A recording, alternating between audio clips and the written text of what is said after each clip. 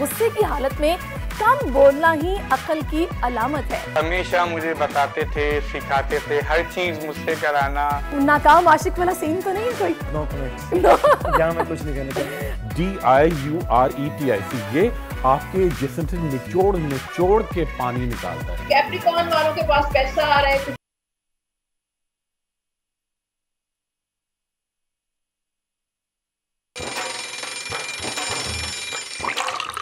आजकल जिंदगी ही सुबह आउट ऑफ कंट्रोल है, दुनिया बोल है। प्रोग्राम में आपको खुश आमदेद कहेंगे। गुड मॉर्निंग, सुबह खैर। और आज बुध का दिन है, 25 अक्टूबर है। और जनाब वो तमाम लोग जो सिर्फ मुझे देख रहे हैं और आज उनकी सालगिरह का दिन है, उनके 25 अक्टूबर जिसकी डेट ऑफ बर्थ है, उन सबको मेरी तरफ से हैप्पी बर्थडे। और जनाब शो का आगाज़ हम जैसे कि आपको मालूम अच्छी बात से करते हैं, तो आज की अच्छी बात जो कि मैंने आपके साथ शेयर करनी है वो है जनाब गुस्से की हालत में कम बोलना ही अक्ल की अलामत है। आपकी दुरुस्त बात भी गलत अंदाज की वजह से आपके लिए नुकसान का बायस बन जाती है, तो लिहाजा जो है ना गुस्सा उसको कंट्रोल करना चाहिए। बाजू का जब आप ठंडे दिमाग से सोचते हैं तो फिर आप ज़रूर ये सोचने पर मजबूर होते हैं कि मुझे थोड़ा ज़्यादा बोल गया, नहीं बोलना चाहिए था। अगर कंट्रोल कर लेता तो अब मुझे कवर ना करना पड़ता। तो ज़्यादा एनर्जी आपकी वेस्ट हो जाती है उस गुस्से में बोले गई बात को फिर कवर करने में, या फिर दूसरा बंदा जिसकी दिल आज़ारी हुई है उसका थोड़ा हौसला बढ़ाने में, या फिर उसके दिल से वो जो हर्ट हुआ होता है ना उसको ख़त्म करने के लिए ज़्यादा एनर्जी लग जाती है। तो बेहतर ये है कि कम बोलो और पहले तोलो फिर बोलो और गुस्सा कम करो। शैतान की निशानी होती है, अक्सर बड़े कहते हैं।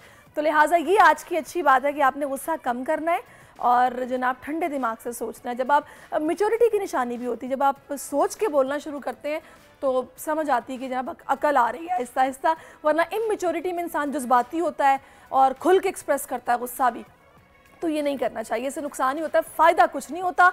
तो ये थी आज की अच्छी बात। अब शामिल करेंगे बड़ी खबर। खून नाहक रायगा नहीं जाता, 7 साल का इंतजार। अमजद साबरी का कातिल आखिरकार गिरफ्तार, दहशतगर्द आखिरकार कानून की गिरफ्त में आ गया। अब अंजाम के करीब हैं। केस में पुलिस की कारकर्दगी से मारूफ कवाल के अहले खाना कितने मुतमईन हैं, ये आज हम जानने की कोशिश करेंगे। घर वालों से दूरी खुदा के करीब ले आई। साबिक गवर्नर पंजाब सलमान तासीर के बेटे शहबाज तासीर की आप बीती लॉस्ट टू द वर्ल्ड की दुनिया भर में शोहरत। क़ारीन वाह वाह कर रहे हैं। इस किताब से मुतालिक शहबाज तासीर से आज तफसीली बात होगी। जरा नम हो तो ये मिट्टी बड़ी जरखेज है। पाकिस्तानी तनसाजों ने साबित कर दिखाया। Global power lifting body building championship में एजाज़ात की बारिश। Senior mister universe, junior mister universe, senior body builder का टाइटल पाकिस्तान के नाम। सब जिलाली परचम सरबलंद करने वाले तनसाज आज होंगे दुनिया बोल है के मेहमान। और पुलिस एहलकार का पुलिस के शहदा को खिराज तहसीन, तुम मरकर भी जिंदा हो को सोशल मीडिया पर खूब पजीराई मिल रही है। समीर हमजा से आज आपकी मुलाकात करवाएंगे जिन्होंने ट्रिब्यूट पेश किया। तो जनाब आज बड़ी ज़बरदस्त शख्सियात हैं जिनसे आपकी मुलाकात होनी है और उनसे उनकी आप बीती भी जानेंगे, उनके दिल की बातें भी करेंगे। तो आपको आज का शो यकीनी तौर पर पसंद आने वाला है। अब जनाब ट्रेंड्स की तरफ आते हैं कि ये भी आपको बताना बहुत ज़रूरी है। तो इस वक्त ट्विटर पर जो ट्रेंड चल रहा है वो है हैशटैग बाबर आजम, क्योंकि अफगानिस्तान से हार का गम है कि गम होने का नाम नहीं ले रहा। मुसलसल दूसरा दिन है और ये मैच टॉप ट्रेंड बना हुआ है। वर्ल्ड कप में मुसलसल तीसरी शिकस्त, जहाँ एक तरफ कुछ शायकीन बाबर आजम की कप्तानी से नाला है तो दूसरी तरफ एक बड़ी तादाद अब भी ऐसी है जो बाबर आजम की हिमायत में ट्विटर पर खुलकर अपनी राय का इजहार करती नजर आ रही है। और जनाब उम्मीद अभी भी है, बहुत सारे पाकिस्तानी क्रिकेट लवर्स ऐसे हैं जो एक्सपेक्ट कर रहे हैं कि पाकिस्तान अगले मैचेस जीत जाएगा, कम बैक कर लेगा। तो लिहाजा कुछ उनको बकअप भी किया जा रहा है कि भाई कुछ नहीं होता, आगे बढ़ें, आगे इंशाल्लाह चीज़ें बेहतर होंगी।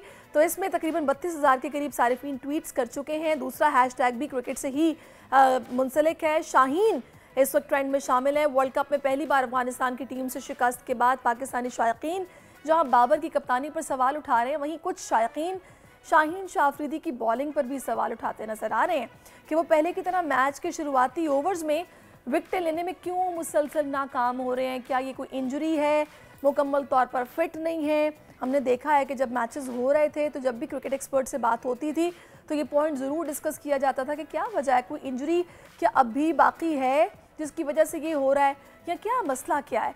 यानी आप इस पर भी लोग बात कर रहे हैं, अभी तक बात कर रहे हैं, ये भी ट्रेंड बना हुआ है। तो खैर आगे मैचेस इतने आसान, बांग्लादेश के अलावा बाकी हरीफ मेरा ख्याल है उसे टफ होगा मुकाबला, लेकिन अगर दुआएं हों तो क्या नहीं हो सकता, लेकिन दुआओं के साथ मेहनत करना भी बहुत ज़रूरी है।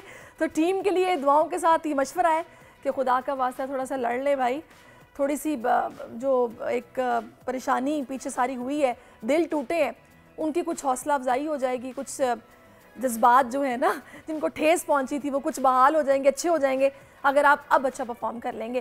खैर ये तो ट्रेंड्स थे।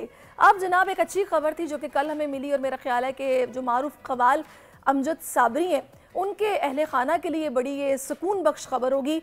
रमज़ान का महीना था, साल 2016 था, कराची में एक दहशतगर्दी की कार्रवाई हुई और हमारे प्यारे भाई अमजद साबरी शहीद हो गए थे।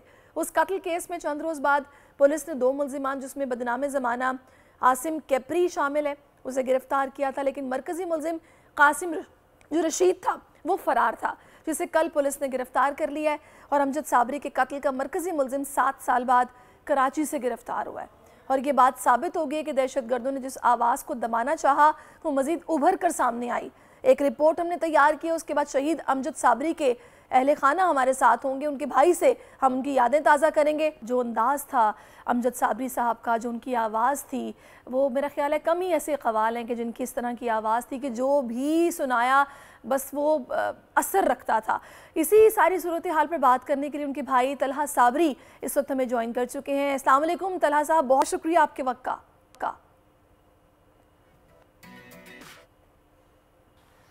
आपका भी बहुत बहुत शुक्रिया जी। तलहा साहब, सबसे पहले तो मैं बिल्कुल इस वक्त आपके जज्बात जानना चाहूँगी कि 7 साल के बाद ही सही, लेकिन एक इत्मीनान बख्श बात है कि मुजरिम जो कि फ़रार था गिरफ्त में आ गया है, क्या कहेंगे आप? सबसे पहले तो मैं आपको ये बताना चाहूँगा कि 7 साल नहीं 8 साल हो चुके हैं इस वक्त अमजद भाई को शहीद हुए हुए। 8 साल का अरसा, तकरीबन 8.5 साल का अरसा गुजर चुका है।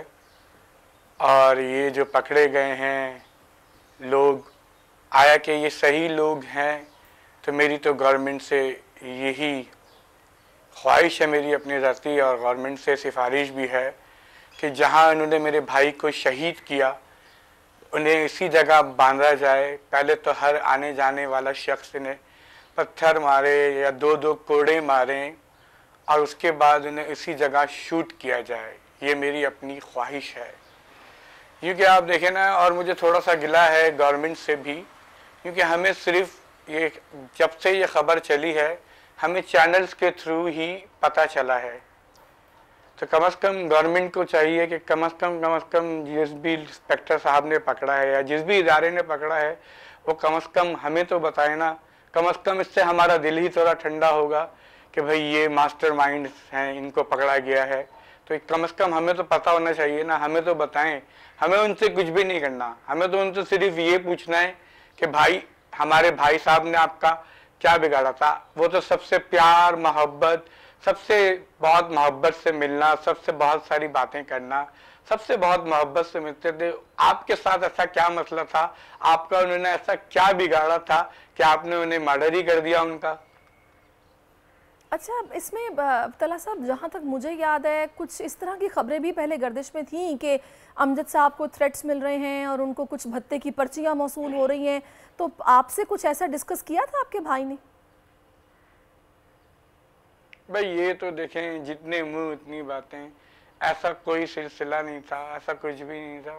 बस ये इस बारे में मैं यही कहना चाहूँगा कि जितने मुंह उतनी बातें, ऐसा कुछ भी नहीं था। और बस अचानक उनको 16 रमज़ान को शहीद कर दिया गया। आप सब लोगों को मालूम है, वो तो चैनल के लिए रिकॉर्डिंग के लिए जा रहे थे बस। सही। अच्छा तलहा साहब, मुझे ये भी बताइएगा कि अभी आप पुलिस की कारकर्दगी से मुतमईन है, 8 साल ही सही, लेकिन कम से कम मुजरिम गिरफ्त में तो आ गया। भाई देखें, मैं आपको बताऊं, मुजरिम पहले भी बहुत सारे पकड़े गए हैं, पहले भी बहुत सारे लोगों का दावा किया गया है, लेकिन एंड सामने यही आया कि नहीं भाई ये लोग नहीं है, नहीं भाई ये लोग नहीं है। तो मेरा तो यही मानना है कि अगर ये सही मास्टर माइंड हैं, ये साहब अगर सही मास्टर माइंड हैं हाफिज रशीद साहब, तो उनको तो वहीं पे सजा दी जाए। सही। अच्छा तला साहब, जाहिर है ये एक ऐसा खला है जो कभी पुर नहीं हो सकता। आप लोगों को तो ज़्यादा महसूस होता हूँ कि आप उनके ज़्यादा करीब थे। क्या आप लोगों ने ये जो खला है, ये जब हुआ आप लोगों के साथ, इतना बड़ा इंसिडेंट हुआ, उनके बच्चे बेचारे जो जिनके सर से बाप का सहारा चला गया, साया चला गया, ये जो वक्त आप लोगों ने इतना गुजारा है और जब ये भी मालूम था कि मुजरिम भी नहीं पकड़े जा रहे, तो वो क्या अजियत थी? मैं चाहूँगी जरा अपने जज्बात आप शेयर करें। भाई देखिए, ये तो हम आप नहीं सकते कि हम तो बस दुआ ही करते रहते हैं हर वक्त, अल्लाह ताला से दुआ ही करते रहते हैं कि भाई दुआ ही करते रहते थे कि जल्द से जल्द अमजद भाई के कातिल पकड़े जाएं और जल्द से जल्द हमें ये खबर मिले। और 8 साल बाद आज मास्टरमाइंड सामने आए हैं, तो देखें आप ये। अच्छा, आप जो यहाँ पर पुलिस के आला हुकाम हैं, उनसे क्या ये आप राब्ता करने की खुद कोशिश करेंगे कि भाई आप हमें दिखाइए या बताइए, या हम भी इससे पूछें कि भाई आपने ऐसा क्यों किया? आपने कोई राब्ता करने की कोशिश की? जी, मैंने प्लान किया है राब्ता करने का। पहले तो सबसे पहले बात तो ये है कि उनको खुद चाहिए कि हमें आगाह करें, हमें बताएं। जिन भी इंस्पेक्टर साहब ने, जिन भी लोगों ने इन्हें पकड़ा है, तो उनको खुद चाहिए कि वो खुद हमें बताएं। बाकी हम अपनी तरफ से पूरी कोशिश करेंगे। सही। अच्छा, आपका एज अ भाई कैसा ताल्लुक़ था अमजद भाई के साथ? और यकीनी तौर पर आपने भी ज़िंदगी में एक फ़र्क तो महसूस किया होगा उनके जाने के बाद। कुछ अपना शेयर करेंगे, आपके तासुरात क्या हैं इस हवाले से? भाई ये सवाल आपका मुझे बहुत अच्छा लगा, और मेरे लिए तो क्यों समझ लीजिए, जिस वक्त हमारे वालिद साहब का इंतकाल हुआ उस वक्त मैं बहुत छोटा था, क्योंकि मैं सब घर में सबसे छोटा हूँ। और अमजद भाई से तो मेरी समझ लें बहुत अच्छी दोस्ती भी थी। वो मेरे वालिद की जगह भी थे और वो मेरे बहुत अच्छे दोस्त भी थे, और उन्होंने मुझे हमेशा अपने साथ रखा, हर जगह घुमाया सारी दुनिया में, USA, UK, यूँ समझ लीजिए दुनिया में 7 बर्रे आज़म हैं, वो सातों के साथ उन्होंने मुझे अपने साथ दिखाए, और मैं तो हर वक्त उनके साथ ही रहता था। और उनके जाने के बाद जितना फ़र्क मुझे पड़ा है कि मैं नहीं समझता कि मेरी फैमिली में और किसी लोगों को पड़ा होगा। सही। कोई कैसा लम्हा जो कि जब आप उनको याद करते हैं या आपके जहन में आते हैं, तो वो बात उनकी या वो वाक़या जो आपके जहन में आ जाता हो? बहुत सारे वाक़यात हैं, बहुत सारी बातें हैं। ख़ास तौर पे हम लोग जब USA के टूर पे जाया करते थे या कहीं पे भी टूर्स वगैरह पे होते थे, तो हमेशा मुझे बताते थे, सिखाते थे हर चीज़ मुझसे कराना। जैसे कि बोर्डिंग वगैरह का प्रोसेस होता है, टिकटिंग का प्रोसेस होता है, तो वो सारी चीज़ें वो मुझसे करवाते थे, और बैठ के मुझे बताना कि भाई रियाज किस तरह करना है, मुझे रियाज कराना, मुझे सारी बातें बताना। तो ये सारी चीज़ें मैं बहुत ज़्यादा मिस करता हूँ। अच्छा, मैं आखिर में बस छोटी सी बात आपसे पूछूंगी, जो बिल्कुल आप सही कह रहे हैं कि जो फ़र्क आपने महसूस किया होगा कि आप बिल्कुल उनके साथ साथ थे, वो उस तरह किसी और को महसूस शायद ना हुआ हो। अच्छा, जब ये खबर आई है कि उनके कातिल पकड़े गए हैं, मुजरिम को पकड़ लिया गया है, तो आपने उनके बच्चों से बात की इस हवाले से? उनके इस हवाले से क्या तासुरात थे, या वो कितने इत्मीनान में थे? जी, उनसे भी मेरी बातचीत होती रहती है, उनसे भी बातचीत हुई है, हमारी भाभी साहिबा से और बच्चों से, सब लोगों से। तो सब लोग का यही कहना है कि आया कि ये सही लोग हैं, तो इन्हें जल्द से जल्द कैफरे गजार तक पहुँचाया जाए। सही। अच्छा, अब तला भाई, मैं चाहूँगी कि आप अगर कुछ नज़र करें उनकी याद, कलाम ऐसा कि जो ज़ाहिर है हमें भी अच्छा लगेगा और उनको भी एक ट्रिब्यूट पेश हो जाएगा। जी, अमजद भाई के लिए ट्रिब्यूट मैं ज़रूर पेश करूँगा। और साथ साथ आजकल जो हालात चल रहे हैं, जो फ़लस्तीन में हो रहा है, जो सब जगह हो रहा है, सारी दुनिया में जो मुसलमानों के साथ हो रहा है, तो ये मेरी दुआ है, एक दुआ अमजद भाई की ही पड़ी हुई है, उस दुआ के चंद शेर आप लोगों की नज़र करूँगा। ज़रूर।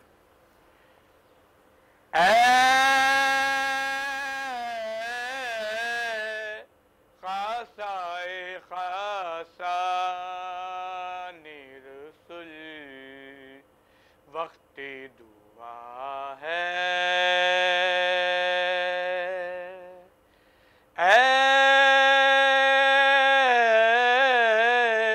खास खासाए खासा ने रसूल वक्ते दुआ है,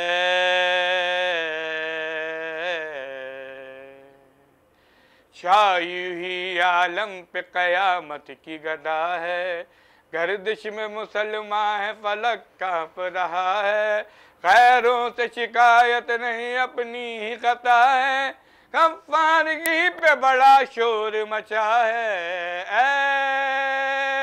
ए खासाए खासा ने रसूल वक्ते दुआ है, वो तेरे महाजिर तेरे अंसार कहाँ हैं, मक्के में जो थे साथ वो दो चार कहाँ हैं, कुछ देर को फिर वक्त उन्हें मांग रहा है, कुफ्फार की चोटी पे बड़ा बड़ा शोर मचा है, ए खासाए खासा ने रसूल वक्ते दुआ है। बहुत बहुत शुक्रिया तलहा भाई, आपने अपना कीमती वक्त हमें दिया और अल्लाह पाक अमजद भाई को अपने जवार रहमत में जगह अता फरमाए। हमारी दुआएं हैं उनके लिए और बहुत शुक्रिया आपके का आपने बोल टेलीविज़न को अपना टाइम दिया। अब जनाब आगे बढ़ेंगे, कुछ बात करते हैं क्रिकेट के मेगा इवेंट की, जिसके सुपर मुकाबले इस वक्त जारी हैं। पाकिस्तान की अफगानिस्तान के हाथों शिकस्त के बाद कौमी टीम को शदीद तनकीद का सामना करना पड़ा, बल्कि अगर हम यूँ कहें कि बाबर आजम की कप्तानी खतरे में है तो ये भी गलत नहीं होगा, लेकिन अभी मज़ीद मुकाबले बाकी हैं, उम्मीद भी बाकी है। जैसा कि मैंने शुरू में कहा कि बहुत सारे क्रिकेट लवर्स जो सोच रहे हैं कि शायद आगे हम कम बैक कर लेंगे, तो कौमी टीम ने अपने अगले 4 मैचेस जनूबी अफ्रीका, बांग्लादेश, न्यूजीलैंड और इंग्लैंड के साथ खेलने। इन चारों टीमों की बात करें तो जनूबी अफ्रीका और न्यूजीलैंड इस वक्त पॉइंट्स टेबल पर दूसरी और तीसरी पोजीशन पर हैं, बांग्लादेश 7वीं और इंग्लैंड ख़राब कारकर्दगी की वजह से आखिरी पोजीशन पर है। कौमी टीम को सेमीफाइनल में पहुंचने के लिए अपने चारों मैचेस अब जीतना होंगे, तो अगर ऐसा नहीं हुआ तो शायद बाबर आजम की कप्तानी को अब कोई नहीं बचा सकेगा, बल्कि इम्कान तो ये है कि इंजमामुल हक के बतौर सिलेक्टर भी मुस्तकबिल पर सवालात खड़े हो जाएंगे। पाकिस्तान क्रिकेट टीम को अब आगे क्या हिकमत अमली अपनाना होगी, क्या तब्दीलियाँ करनी होंगी, इस पर हमें बात करनी है और जानने की कोशिश करनी है कि आया वो क्या हिकमत अमली हो कि जिससे हम अगले चारों मैचेस जीत जाएं। अगर देखा जाए तो बांग्लादेश और जो इंग्लैंड है उसके साथ जो मैचेस हैं वो मेरा ख्याल है कि हम कुछ कहा जा सकता है कि जीत सकते हैं, लेकिन आजकल जो कुछ हो रहा है, जो कर रही है क्रिकेट टीम, इस पर भी एक क्वेश्चन मार्क है कि शायद हम इंग्लैंड से भी हार जाएं या बांग्लादेश से भी हार जाएं। एजाज वसीम बाकरी ने हमें ज्वाइन किया जो इंडिया में मौजूद है, तो उनसे पूछते हैं कि आजकल ड्रेसिंग रूम में या फिर वैसे चल क्या रहा है, क्या सोच रहे हैं बाबर आजम। तो अस्सलाम वालेकुम एजाज। जी वालेकुम सलाम। एजाज, पाकिस्तानी अवाम अभी भी कुछ उम्मीद रखे हुए है, आपको है? देखें, अहमद फराज साहब का शेर है कि अगरचा जोर हवाओं ने डाल रखा है मगर चिराग ने लौ को संभाल रखा है। तो अभी भी उम्मीदें हैं पाकिस्तान टीम की। पाकिस्तान ने अपने 4 मैचेस अगर जीतता है और ऑस्ट्रेलिया अगर अपने 1-2 मैचेस हारता है तो पाकिस्तान सेमीफाइनल में पहुंच सकता है। अच्छा, तो मुझे ये बताइएगा कि चेंजेस भी कोई देख रहे हैं आप आगे मैचेस में, या स्ट्रेटेजी वही, कॉम्बिनेशन वही? देखिए, अब ड्यूरिंग वर्ल्ड कप ना तो हम कप्तान बदल सकते हैं, ना ही हम अपने प्लेयर्स बदल सकते हैं, ना ही हम अपना कोचिंग स्टाफ बदल सकते हैं, ना ही हम कुछ। एक चीज जो बदली जा सकती है वो है खेलने का अंदाज, वो एटीट्यूड है जो कि पाकिस्तान टीम को बदलना है। और पाकिस्तान बहुत डिफेंसिव अंदाज में इस वर्ल्ड कप के अंदर क्रिकेट खेलता आया है, लेकिन मैंने देखा है, आपने अभी इंटरव्यू में बताया कि कप्तान बाबर आजम की कप्तानी के ऊपर सवाल हो रहे हैं, और आज पाकिस्तान के एक बड़े अखबार ने यहाँ तक लिखा हुआ है कि किंग बाबर का ताज हिलने लगा। हैरानी इस बात की है कि बाबर आजम जो है उनको कप्तानी मिली है, लेकिन जो पाकिस्तान के अंदर बेस्ट 15 प्लेयर्स थे उनका इंतखाब करके पाकिस्तानी टीम यहाँ पर पहुंची है। यहाँ जितने लोग हैं, चाहे एक तो हमारे एक्स क्रिकेटर्स के बारे में ये मेरी जाती राय है कि उनको अपने बाद आने वाले क्रिकेटर्स कभी भी पसंद नहीं आए हैं। ये पाकिस्तान की हिस्ट्री रही है। आप किसी भी पाकिस्तान के एक्स क्रिकेटर को उठा लो। मुझे तो ये समझ नहीं आती है कि ये तमाम बड़े क्रिकेटर्स जो हैं, बजाय अपनी टीम को कुछ सपोर्ट देने के, यहाँ तो जाहिर है ये भी वहाँ जा सकते थे, क्यों नहीं जा सकते थे? जब एक आम क्रिकेट लवर जा रहा है, जाके मैचेस भी देख रहा है, और ये तो खैर इनको तो शायद रसाई भी होती है ड्रेसिंग रूम तक या फिर खिलाड़ियों तक कि उन्हें कुछ मुफीद मशवरे दे सकें या समझा सकें, पर वो तो यहाँ पे बैठ के मुख्तलिफ चैनल्स पर अपने पैसे बना रहे हैं। शोज में पार्टिसिपेट कर रहे हैं। सिर्फ पैसे नहीं बना रहे हैं, पाकिस्तान क्रिकेट के जो प्लेयर्स हैं उनका हौसला तोड़ रहे हैं। इन साबिक क्रिकेटर्स का प्रॉब्लम ये है कि इनको बाबर आजम बिल्कुल पसंद नहीं होगा। क्योंकि ये आज से 10-12 साल पहले इंटरनेशनल क्रिकेट खेल चुके हैं। सो पाकिस्तानी प्लेयर्स का ये बहुत बड़ा प्रॉब्लम है। 2 बंदों का नाम लूंगा जिनको कभी भी अपने जूनियर्स के साथ मसला नहीं रहा, एक वसीम अकरम, एक वकार यूनिस। इनको कभी मसला नहीं रहा है। बाकी जितने क्रिकेटर इस वक्त पाकिस्तान के टीवी चैनल्स पे बैठकर बाबर आजम की या इस टीम के खिलाफ जो बातें कर रहे हैं, उनको अपने बाद आने वाले प्लेयर्स पसंद नहीं है। अब कल अब्दुल रजाक साहब बात कर रहे थे कि जनाब बाबर आजम ने 70 गेंदों पे 60 इतने रन बना दिए, इतने कर दिए। 1999 के वर्ल्ड कप में अब्दुल रजाक ने 400 गेंदें खेली और 172 रन स्कोर किया हुआ है, नंबर 3 पे खेलते हुए। अपना उनको स्ट्राइक रेट याद नहीं है। और बाकी जहां तक इस टीम की बात है, जो कि इस वक्त टीम है, इसमें देखें एजाज हमारे जो प्रोड्यूसर साहब है ना, वो कह रहे हैं मोनी मोकल के खिलाफ इसी अब्दुल रजाक ने सेंचुरी भी बनाई थी, ये तो ना भूले ना आप। देख, मुझे याद है साउथ अफ्रीका के खिलाफ अबू धाबी में अब्दुल रजाक ने 100 किया हुआ है।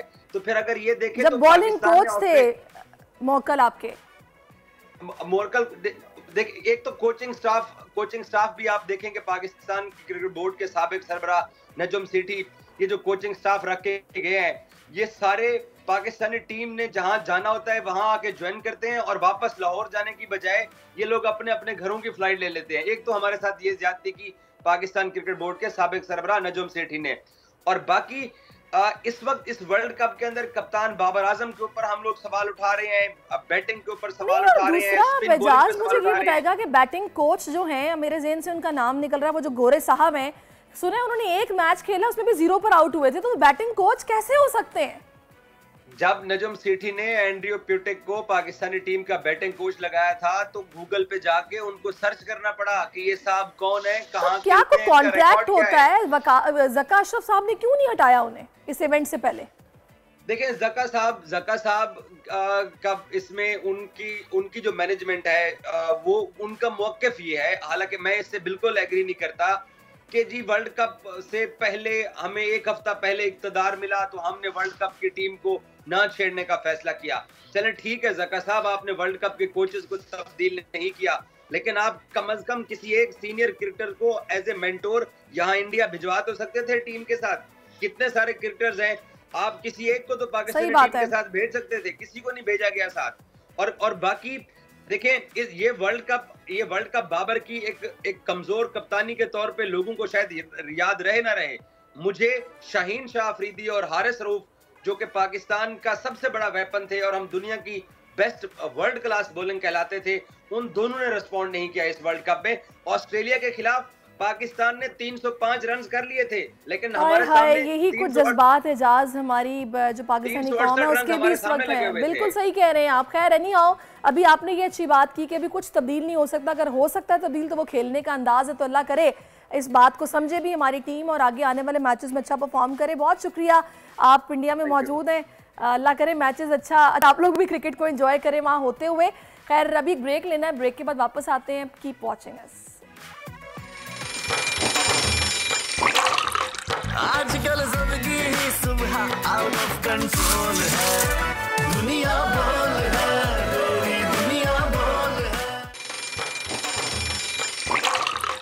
आजकल सबकी ही सुबह आउट ऑफ कंट्रोल है, दुनिया बोल है, पूरी दुनिया बोल है। पुलिस का नाम जहन में आती, तहफ़्फ़ुज़ का एहसास हमें होता है या फिर कोई क्राइम सीन नज़रों में घूमता है। मगर आज मैं आपकी मुलाकात करवाने जा रही हूँ कैसे कराची के नौजवान पुलिस कांस्टेबल से, जो कि अपनी मुहाफिज होने की ड्यूटी के साथ साथ एक अच्छे सिंगर भी हैं। तो समीर हमजा इस वक्त मेरे साथ मौजूद हैं, 3 साल का जो म्यूज़िक में डिप्लोमा है मुकम्मल किया हुआ है। तो समीर, बहुत ही खूबसूरत आवाज़, वेरी इंप्रेसिव वीडियो, और क्या बात है आपकी। मतलब मैं थोड़ा सा बता भी देती हूँ और आपके बारे में कि साहिर अली वग्गा, अहमद जहांजेब और आसिम मजहर जैसे बड़े गुलकारों के साथ स्टेज पर परफॉर्म करने का एजाज़ भी रखते हैं। हालिया दिनों इन्होंने शोहदाए पुलिस के लिए तुम मरकर भी जिंदा हो गाया, जो कि अभी आपने सुना है और लोगों की जानिब से काफ़ी पसंद किया जा रहा है, मुझे बहुत पसंद आया है। तो वेरी इंप्रेसिव, और माशाल्लाह आपको मुबारकबाद भी, क्योंकि बड़ा मुश्किल है एक ऐसे दौर में अपनी जगह या अपना नाम बनाना कि जबकि बेशुमार वीडियोज़ हैं, इतने सारे सिंगर्स हैं, फिर आप सर्व भी कर रहे हैं, म्यूज़िक भी कर रहे हैं, गा भी रहे हैं, माशाल्लाह ज़बरदस्त। Welcome to our show. Thank you for inviting me. अच्छा, आप मुझे ये बताइएगा कि ये सबसे पहले तो आपको ख्याल कैसे आया कि मुझे ये बनाना है? ये एक बड़ा अच्छा सवाल है, क्योंकि मैं बचपन से बड़ा कंफ्यूज था कि मैंने करना क्या लाइफ में। कभी मैं डिसाइड नहीं कर पाया कि मैंने क्या करना है। पर एक वक्त ऐसा आया कि बस मुझे पुलिस फोर्स ज्वाइन मैंने की, जब उन्हीं दिनों मुझे म्यूज़िक स्कॉलरशिप भी मिली थी। तो बस आधी रह गई वो, क्योंकि मैंने ट्रेनिंग पर जाना पड़ा फिर अपॉइंट होते ही। तो ट्रेनिंग के बाद मैंने कभी नहीं सोचा था कि मैं म्यूज़िक किसी तरह कंटिन्यू कर पाऊँगा। पर ट्रेनिंग के बाद मुझे फिर आर्ट्स काउंसिल ऑफ पाकिस्तान में म्यूज़िक स्कॉलरशिप मिल गई और मैंने फिर सीखना शुरू कर दिया दोबारा। अच्छा, अभी मैं ये सोच रही हूँ कि आपने मतलब मुझे लगता है बचपन में ही शायद पुलिस ज्वाइन कर ली थी, क्योंकि आपकी एज तो बहुत ज़्यादा नहीं लग रही है मुझे। तो और उसके बाद ट्रेनिंग भी आपने की, और फिर मतलब ये कैसे मुझे किस एज में आपने ज्वाइन किया पुलिस को? मैं 18 साल का होते ही अपॉइंट। अच्छा, 18 ईयर्स के। आजकल तो भाई नौजवानों को नौकरी नहीं मिलती, आपने 18 साल की एज में ही ज्वाइन कर लिया पुलिस को। तो ये पुलिस में आने का शौक आपको कैसे हुआ? शौक तो नहीं, बस मेरे मामू हैं, एक मेरे अंकल हैं, उन्होंने मुझे मशवरा किया था कि वो भी पुलिस फोर्स में ही है, तो उन्होंने मुझे मशवरा किया था कि यू शुड ज्वाइन। मैंने कभी सोचा नहीं था, मैं कंफ्यूज था अपनी लाइफ में कि मैंने करना क्या। तो उनके कहने पर मैंने सारे जो भी टेस्ट हैं वो दिए और मैं सब में पास होता गया सरप्राइजिंगली। तो बस ये हो गया। अच्छा, तो ट्रेनिंग कितनी टफ थी? ट्रेनिंग बस बड़ा मज़ा आया, क्योंकि मैं मार्शल आर्ट, जिम्नास्टिक्स और ये सब एंटरटेनमेंट से मेरा ज़िंदगी भर वास्ता रहा है। मैं डांस करता रहा, ये करता रहा, वो करता रहा, तो ये बड़ा मज़ा है। ट्रेनिंग पीरियड बहुत मज़ेदार होता है। तो वेरी इंटरेस्टिंग, मतलब डांस भी, म्यूज़िक भी, मार्शल आर्ट्स भी, और उसके बाद पुलिस भी। तो कभी ये मार्शल आर्ट्स का स्टंट आपको करने पड़े अपनी ड्यूटी के दौरान? ड्यूटी के दौरान हाँ, अभी तक तो ऐसा कभी नहीं हुआ, मौका नहीं मिलेगा भैया पर ज़रूर जब करने पड़ेंगे तो करूँगा। ज़बरदस्त। अच्छा, अब मुझे आप ये बताइएगा कि आपका ये जो गाना है, ये जो ट्रिब्यूट है, इसको बहुत पजीराई मिल रही है, लोग इसको बड़ा अप्रिशिएट कर रहे हैं। तो ये आपने किस तरह लिखा, कैसे कंपोज किया, वीडियो कैसे बनाई? क्योंकि डिप्लोमा तो आपका है, तो या नो हाउ तो आपको था म्यूज़िक को लेके, तो किसी की हेल्प या फिर सोलो अकेले ही सब किया? It was a challenge for me, क्योंकि मैंने कभी पहले इस तरह शहीदों के लिए या हुब्बुल वतनी के लिए कोई नगमा नहीं लिखा था। अब इस उम्र में शायद इंसान ज़्यादा रोमांटिक रहता है, तो वो गाने मैंने ज़्यादा लिखे थे अपने।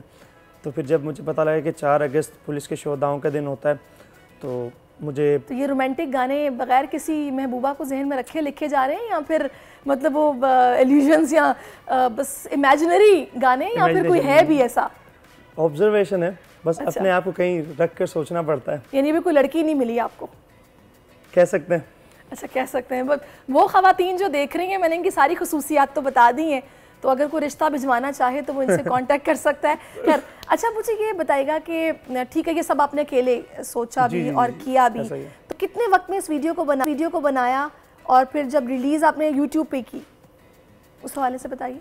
बहुत कम वक्त था, क्योंकि ऐसा पहले कभी हुआ नहीं था। तो 4 अगस्त का इवेंट आने वाला था, उससे कुछ 10 दिन पहले मुझे पता लगा कि ऐसे ऐसे कुछ करना चाह रहे हैं हम लोग कि एक नज़्म हो जो शहीदों को ट्रिब्यूट के तौर पर पेश की जाए।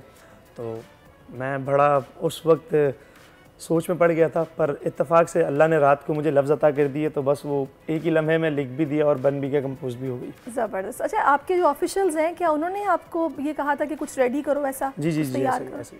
सही। तो जब ये आ गई और इतनी इसको पजीराई मिल गई, तो फिर उनका रिएक्शन क्या था, या फिर क्या कहा? मैं ये 4 अगस्त को ये मैंने परफॉर्म किया था, जब सारे शहदा की फैमिलीज़ वहाँ होती हैं, पुलिस अफसरान सब होते हैं, तो उस इवेंट में परफॉर्म किया था मैंने और रिकॉर्ड भी हुआ था।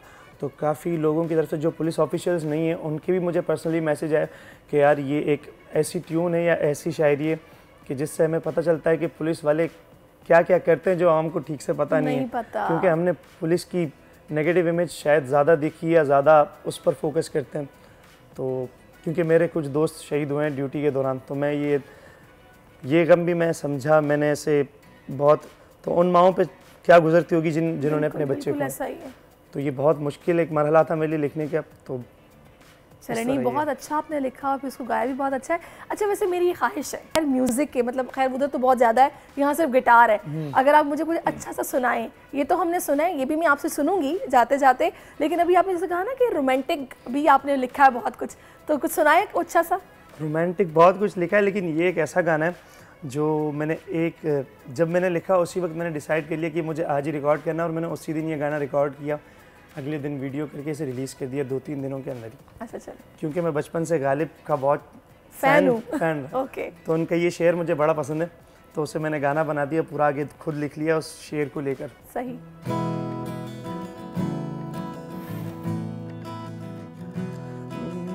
कर दिया निकम्मा हमें इश्क ने है, आदमी थे हम भी बड़े काम के। कर दिया निकम्मा हमें इश्क ने है, आदमी थे हम भी बड़े काम के। उनके हाथों की मेहंदी मेरे हाथों में महके, गम तो नहीं है उनका, बस थोड़ी याद आती है। आंखें मेरी आजमाती हैं मुझको, आईने में उनका चेहरा दिखाती हैं मुझको। कर दिया निकम्मा हमें इश्क ने है, आदमी थे हम भी बड़े काम। वेरी नाइस, बहुत खूब। अच्छा वैसे ये आप माशाल्लाह बहुत अच्छा गाते हैं, और ये लिटरली मैं सीरियसली बता रही हूँ, ये कोई मैं बटरिंग नहीं कर रही। अच्छा मुझे ये बताएगा कि साहिर अली बग्गा के साथ भी, और इस तरह मैंने और नाम अहमद जहां ज़ेब के साथ आपने गाई, ये कैसे इत्तेफाक हुआ? अहमद जहां ज़ेब, क्योंकि मैं म्यूज़िक सीख रहा था, तो आर्ट्स काउंसिल ऑफ पाकिस्तान में एक परफॉर्मेंस हुई थी, तो वो मेरे टीचर के बहुत अच्छे दोस्त भी हैं। तो उन्होंने जब दोबारा अपनी परफॉर्मेंस स्टार्ट की, तो उन्हें कुछ बॉयज़ चाहिए थे, जिनमें से एक मैं भी था। तो उनके साथ बड़ा अच्छा एक्सपीरियंस रहा काम करने का, बहुत सारे कॉन्सर्ट उनके साथ किए हमने, और बहुत कुछ उनसे सीखा। और इसी तरह कश्मीर बीट्स एक इवेंट हुआ था बीच में, बिल्कुल हुआ था। तो उसमें अली अज़मत और शानी अरशद सर के साथ एक गाने में काम करने का मौका मिला मुझे, मेरे दोस्तों को। और इसके अलावा आसिम अज़हर साहब के कुछ कॉन्सर्ट्स मेरे बैंड ने ओपन किए, तो वो एक अच्छा एक्सपीरियंस। अच्छा आपका बैंड भी है? जी पूरा साथ, मतलब वेरी गुड। तो मुझे ये बताएगा कि कुछ सीखने का भी इरादा है, या फिर ये तो गॉड गिफ्टेड है? क्योंकि आपने मुझे डिप्लोमा का तो बताया, लेकिन ये नहीं बताया कि आप सीखते भी हैं, या रियाजत या उस तरह कुछ ऐसा है? डिप्लोमा में यही सब होता है, 3 साल के डिप्लोमा में हम सिखाया भी है? सीखते हैं। अच्छा सीखते हैं। जी। Oh, it's a total learning period. अच्छा मैं ये समझ रही हूँ कि बाकायदा म्यूज़िक को समझने के लिए, या फिर इंस्ट्रूमेंटल जो एक होता है ना सारा, कि गिटार बजाना भी सीख रहे हैं, उसमें बताया भी जा रहा है ये चीज़ इस तरह, और सुर। ओके, तो आपके जो टीचर थे उनके हवाले से बताएगा वो। मैंने गायकी अपने उस्तादों से सीखी, जिनमें से 2 नाम हैं, उस्ताद महमूद अली खान साहब और उस्ताद इंतज़ार हुसैन, जो आर्ट्स काउंसिल में मुझे क्लासेस दिया करते थे। और इसके अलावा music composition, music writing, song writing मैंने सर एहसन बारी से सीखी है, जो साउंड्स ऑफ कोलाची। अच्छा वो डिप्लोमा जब जहन में आता है ना, तो लगता है कि शायद थ्योरेटिकली बताया जाता होगा, गाना लिखना ऐसे है, जहन में ऐसे है, ये अंदाज होना चाहिए, और फिर जनाब ये इंस्ट्रूमेंट्स यूज़ होंगे, सब कुछ वो जहन में ये चीज़ें आती हैं। लेकिन वो जो होता है ना कि बाकायदा क्लासिक ही हम सीख रहे हैं, एक उस्ताद साहब आते हैं जो हमें रियाजत भी कराते हैं, टाइम भी देते हैं, इसमें ये नहीं है? जी इसमें है, ये सब बिल्कुल है। अच्छा, रियाजत होती है, वोकल क्लासेस होती हैं, राइटिंग की क्लासेस अलग होती हैं, तो उनके डेज डिसाइड होते हैं। चलें, ये भी अच्छा है कि जो लोग सीखना चाह रहे हैं उनके लिए भी ये नॉलेज है कि अगर आप डिप्लोमा करेंगे तो उसमें ये सारा कुछ है कि आप सीख सकते हैं। और अच्छा, अब आगे प्लान्स क्या है, करना क्या है? बस अपने एल्बम्स रिकॉर्ड करूँगा, मैं अपने गाने रिकॉर्ड करूँगा, जो मैंने शुरू कर दिया रिलीज़ करना। अच्छा, एल्बम, ओके। तो कुछ बताएंगे कि आगे पाइपलाइन में क्या है, कितने गाने हैं जो आपके आ रहे हैं, और उनको भी यूट्यूब पे ही आपका इरादा है, या फिर क्या, किस तरह करना है? रिसेंटली यूथ फेस्टिवल पाकिस्तान हुआ था आर्ट्स काउंसिल ऑफ कराची में, तो मुझे याद है आज से 2015 में या 14 में, मैं बहुत छोटा हुआ करता था, जब मुझे म्यूज़िक का कुछ नहीं पता था, तब मैंने ऑडिशन दिया था एक दफ़ा किसी कंपटीशन में, मैं उसके ऑडिशन में भी सेलेक्ट नहीं हुआ था। अच्छा। और अब जब ये सब सीखा है, तो अब मैंने बैटल ऑफ बैंड्स में कंपटीशन में हिस्सा लिया, जिसमें बहुत सारे बैंड्स थे कराची के मुख्तलिफ इलाकों से, और बहुत सीनियर बैंड्स थे, और मैंने रात को ये बैंड बस बना लिया था, मैंने सोच लिया था मैंने ये करना है, और सुबह हमने परफॉर्म किया था और हम जीत गए। तो आपके बैंड में जो आपके साथ आपके दोस्त हैं, या कौन लोग हैं वो? जी मेरे दोस्त हैं, वो मेरे ही क्लासमेट्स हैं। अच्छा, यानी कि जहाँ आप डिप्लोमा कर रहे थे वहीं से आपके साथ होंगे वो? फिर एंड में होता है ना पूरा वो जो तैयार करते हैं, जब भी डिप्लोमा मिलता है तो एंड में हमें एक अपना वो प्रोडक्ट पेश करना होता है कि ये हमने सीखा था, ये हमने बनाया, ये सुनिए, तो उसी में साथ आप लोग ग्रुप होगा आप लोगों का। जी ऐसा ही। ज़बरदस्त। अच्छा, तो अभी क्या पुलिस को भी साथ साथ सर्व करना है, या फिर इस करियर को परसू करना है, आगे क्या करना है? मैं दोनों साथ करूँगा, क्योंकि अब मैं अपनी फ़ोर्स के लिए भी एज अ पुलिस कांस्टेबल और as a singer songwriter काम कर रहा हूँ, अपनी ड्यूटी के फ़राइज़ सर अंजाम दे रहा हूँ। अच्छा, मुझे ये बताइएगा कि अभी क्योंकि ये मौसीकी तो भाई एक समंदर है, जितना आप सीखें वो कम है, इसमें बस इंसान सीखता ही रहता है, तो इसमें और सीखने का कुछ प्लान आपका है? किससे क्या बिल्कुल, ये कभी ख़त्म नहीं होगा सीखने का प्रोसेस, ये ज़िंदगी भर जारी रहेगा, क्योंकि ये डिप्लोमा के बाद ख़त्म नहीं आता, उसके बाद ही प्रैक्टिकल म्यूजिशियनशिप शुरू होती है। तो अब मैं एडवांस कोर्सेज की तरफ जाऊंगा और सही। अच्छा, वैसे सीखना क्या है स्पेसिफिकली? क्लासिकी गाने का शौक है? क्लासिकल, जी जी बिल्कुल, क्लासिकली ट्रेन किया जाता है मैं गायकी में, और इसके अलावा वेस्टर्न म्यूज़िक नोटेशंस जो शीट पे बाकायदा म्यूज़िक लिखा जाता है, जिसे देखकर आपने गाना होता है या पढ़ना होता है या गाना बजाना होता है। सही, तो वो भी सीखना है। सही। चले, ज़बरदस्त। अच्छा, अब अभी मैं एक बात सोच रही थी कि माशाल्लाह जो रोमांटिक गाने आपने हमें सुनाए हैं वो तो सारे इस आजा मैं तुझे हवाओं में बिठा के ले चलूं, तो शादी वादी का प्लान फिर क्या है आपका?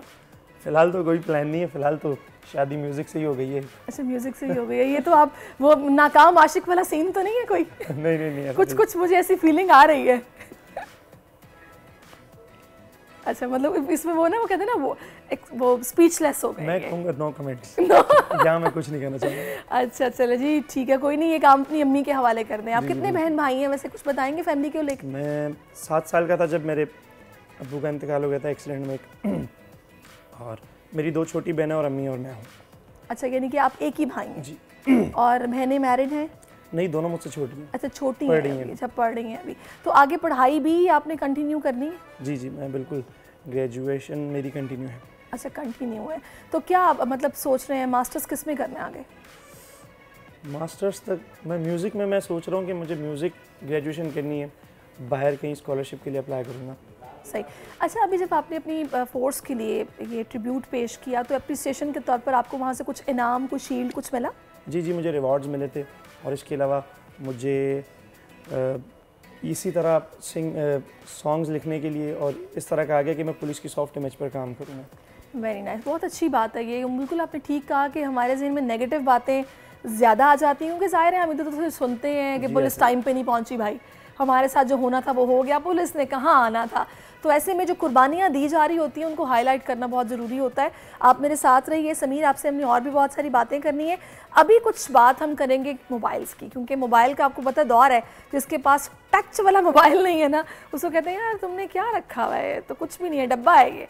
तो जनाब, आप कौन सा मोबाइल फ़ोन इस्तेमाल करते हैं? एंड्रॉयड करते हैं तो ये 9-10 साल पुराना वर्जन तो नहीं है, ज़रा ये देख लीजिएगा। अगर आपका फ़ोन बहुत पुराना है तो उसको फ़ौरन मार्केट जाएं और उसको सेल करें और कोई दूसरा नया मोबाइल एंड्रॉयड ख़रीद कर ले आएँ, क्योंकि अगर आपने ऐसा नहीं किया तो फिर व्हाट्सएप पर आप चैट नहीं कर सकेंगे और ना ही वीडियोस का तबादला हो सकेगा, क्योंकि कल जो कि आज है आई थिंक 25 अक्टूबर और कल 24 अक्टूबर थी, तो पुराने मोबाइल फ़ोन्स पर जो व्हाट्सएप का सिलसिला है वो अब बंद हो चुका है। तो जनाब, हमने आपको ख़बरदार कर दिया है, अगर मोबाइल पुराना है तो प्लीज़ उसको सेल करें। वो बात बिल्कुल ठीक है कि मोबाइल बहुत महंगे हो गए हैं, कुछ पहले कर लेते तो आसानी हो जाती, लेकिन अभी भी चूँकि व्हाट्सएप के बगैर अब किसी का भी गुजारा नहीं है, क्योंकि ठक ठक ठक वो जो चैट चल रही होती है ना, अगर है भी लिखना है तो खाली एक मैसेज में जाएगा, ये पहले नहीं हुआ करता था। तो अगर आप इससे इस्तेफादा हासिल करना चाहते हैं तो मोबाइल अपना सेल कीजिए, थोड़े से पैसे उसमें डालें और अपना नया मोबाइल ले आएँ। अदरवाइज़ ये व्हाट्सएप जो सोच रहे हैं भाई क्यों बंद हो गया, पता नहीं क्या प्रॉब्लम हुई, तो ये जनाब पीछे से उन्होंने बंद कर दिया है, क्योंकि आपका मोबाइल पुराना हो गया है। तो थोड़े से अपडेट हो जाएँ आप भी, आजकल एडवांस दौर है, तो पुराने फ़ोन से काम नहीं चलेगा। तो हमारे साथ समीर भी मौजूद है, इनसे भी हमने बहुत सारी बातें करनी है। तो समीर, अच्छा, अभी जो हमने आपका ट्रिब्यूट सुनाया ये आई थिंक सो पिछले साल का, लेकिन उसको ज़्यादा अप्रिसिएशन अब मिल रही है और अभी तक मिल रही है। इस साल भी आपने कुछ नया तैयार किया, मैं चाहूँगी कि वो आप हमें सुनाएं ताकि कुछ पता चले ना कि नया भी आ गया, वो क्या कैसा है जी। इस गाने अच्छा, इसके साथ ही मैं नाज़रीन को बता दूँ कि मैं समीर का शुक्रिया अदा कर रही हूँ, और आप जो कहना चाहते हैं वो कहिए और आप सुनाइए, और उसके साथ ही फिर हम ब्रेक पे चले जाएंगे, फिर वापस आएंगे तो और मेहमान भी हैं जो आपके मुंतज़िर हैं। तो पहले समीर का सुन लेते हैं और फिर उसके बाद चलते हैं। मैं ये नज़्म से पहले मैं कहना चाहूँगा, ये नज़्म लिखते वक्त मैंने सोचा था कि लास्ट ईयर तो मैंने लिख दी, अब मैं क्या करूँ। तो मुझे लगता है ऐसी बहुत सारी बातें जो लोगों को पता है लेकिन लोग उन पर शायद गौर व फिक्र नहीं करते। पुलिस और आवाम की दोस्ती बहुत ज़रूरी है। They are also have sisters, daughters, उनकी भी बहनें, माएँ सब होती हैं, और वो सब छोड़कर वो ड्यूटी पर होते हैं, जिन्हें नहीं पता होता कि वो वापस घर आएंगे या नहीं आएंगे। तो ये बात पब्लिक अक्सर एक्नॉलेज करना भूल जाती है। हमें चाहिए कि हम अपनी फ़ोर्स को अप्रिशिएट करें। पुलिस और आवाम की दोस्ती बहुत ज़रूरी है और उसी के लिए मैं ये लिखा है मैंने, तो ये मैं आपको सुनाता हूँ।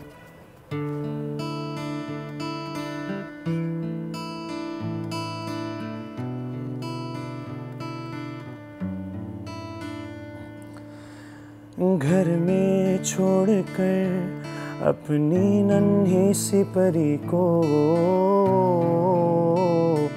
रोजाना,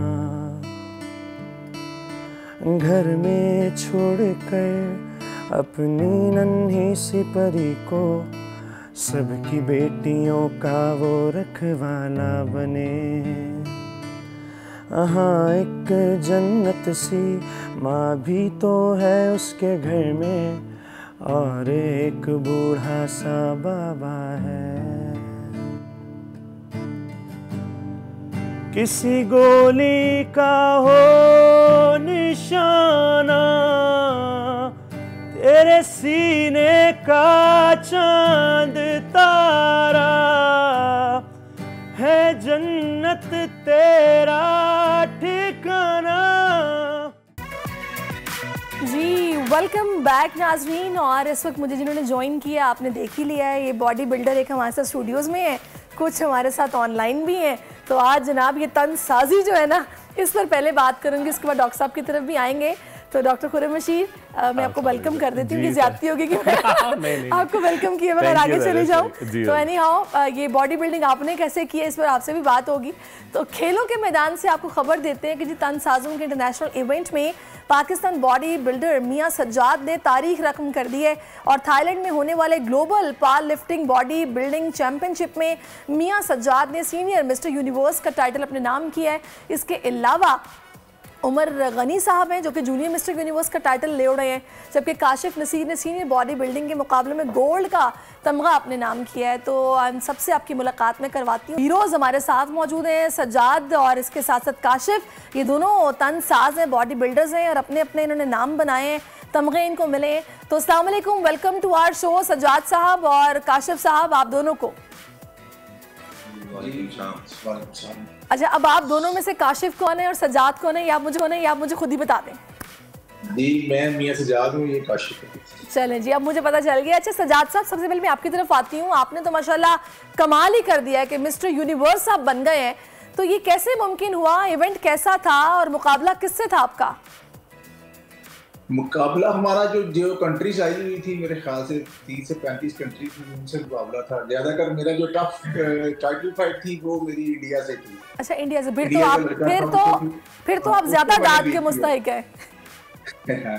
उसको मैंने बीट किया। मैक्सिमम हमारा स्टेज पे कम से कम जो है वो 1 घंटे से ज्यादा उन्होंने पोजिंग वगैरह करवाई। जजिंग थोड़ी सी मुश्किल थी, पैनल था, पर यही था कि कॉन्फिडेंस बड़ा था जब स्टेज पे।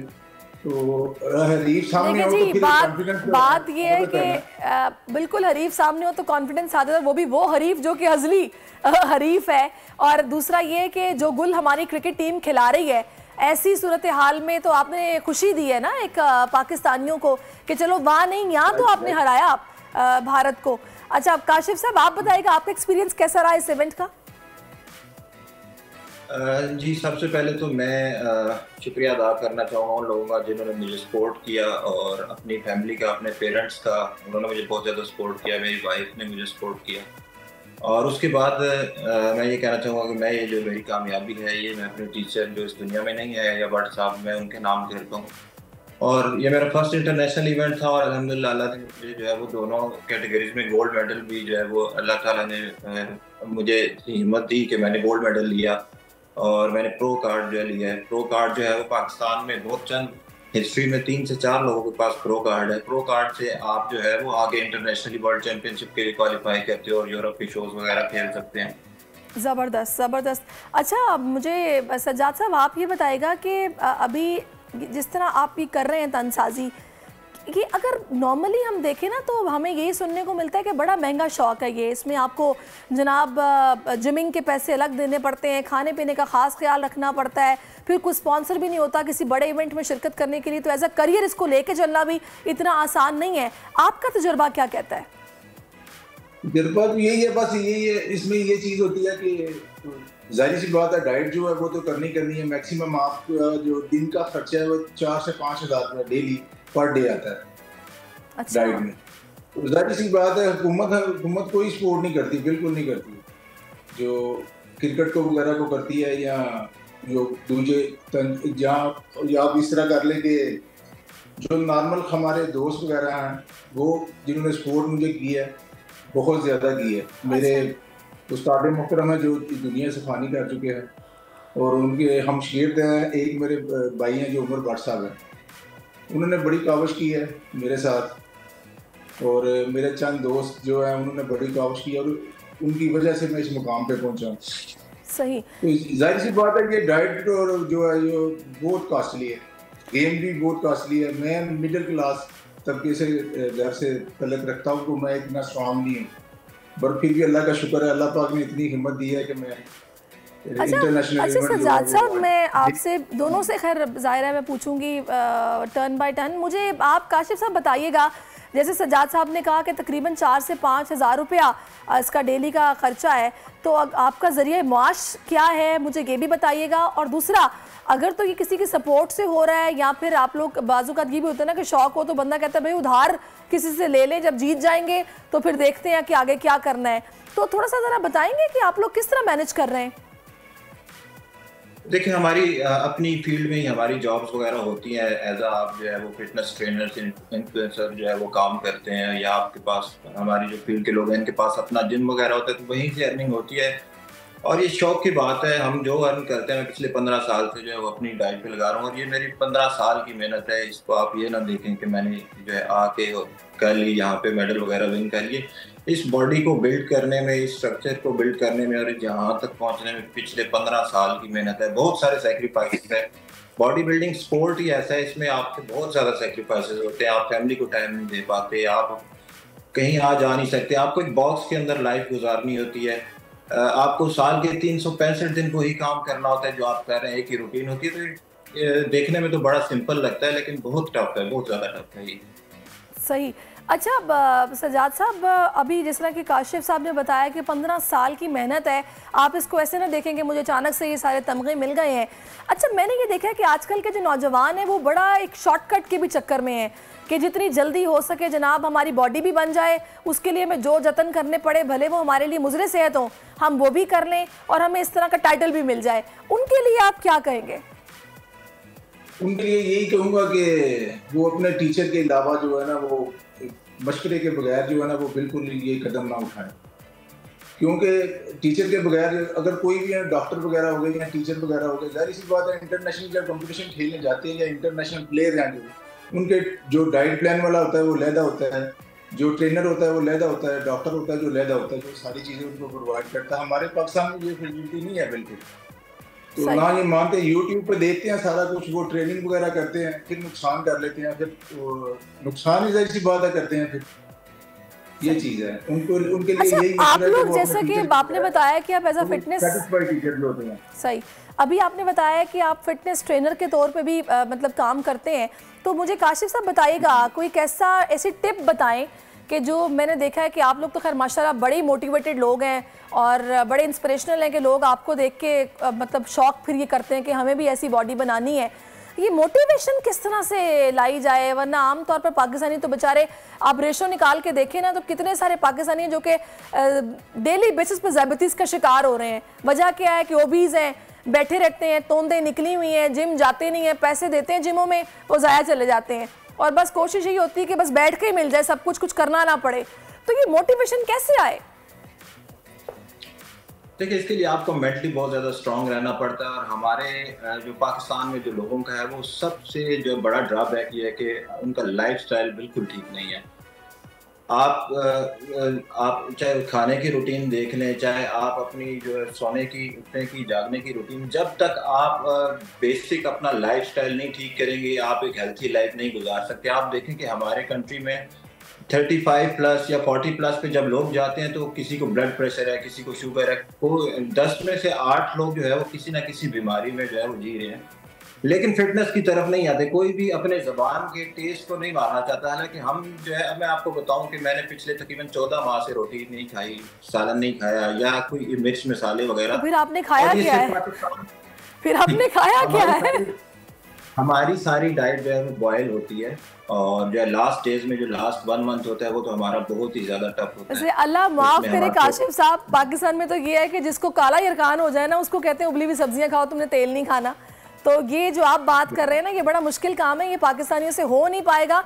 एनी हाउ, ये अच्छी बात है कि अपनी सेहत से, अपने जिस्म से मोहब्बत करेंगे तो जाहिर है कि हेल्थ इज़ वेल्थ कहा जाता है कि पैसा पड़ा रह जाता है अगर आप बीमार हैं और बिस्तर पे ज़िंदगी गुजार रहे हैं तो कोई फ़ायदा नहीं। आखिर में मैं आप दोनों का शुक्रिया अदा करूंगी, काशिफ साहब आपका भी और सजाद साहब आपका भी। ऐसे ही मेहनत करते रहें, मुल्क का नाम रोशन करते रहें और मजीद कामयाबी समेट के पाकिस्तान लाते रहें। हमारी दुआएं आपके साथ हैं। अब जनाब तीसरे बॉडी बिल्डर की तरफ आते हैं जो कि अपनी मूंछों को ताव दे रहे हैं और मेरे साथ स्टूडियो में मौजूद हैं डॉक्टर खुर्रम मुशीर। अस्सलाम वालेकुम। कैसी हैं आप? ठीक, अल्हम्दुलिल्लाह। Welcome to our show. बिल्कुल, मुझे एक बात बड़ी ज़बरदस्त क्लिक की, आपने कहा कि पाकिस्तानी इतनी तेज़ी से डायबिटीज़ का शिकार हो रहे, इतने सारे लोग।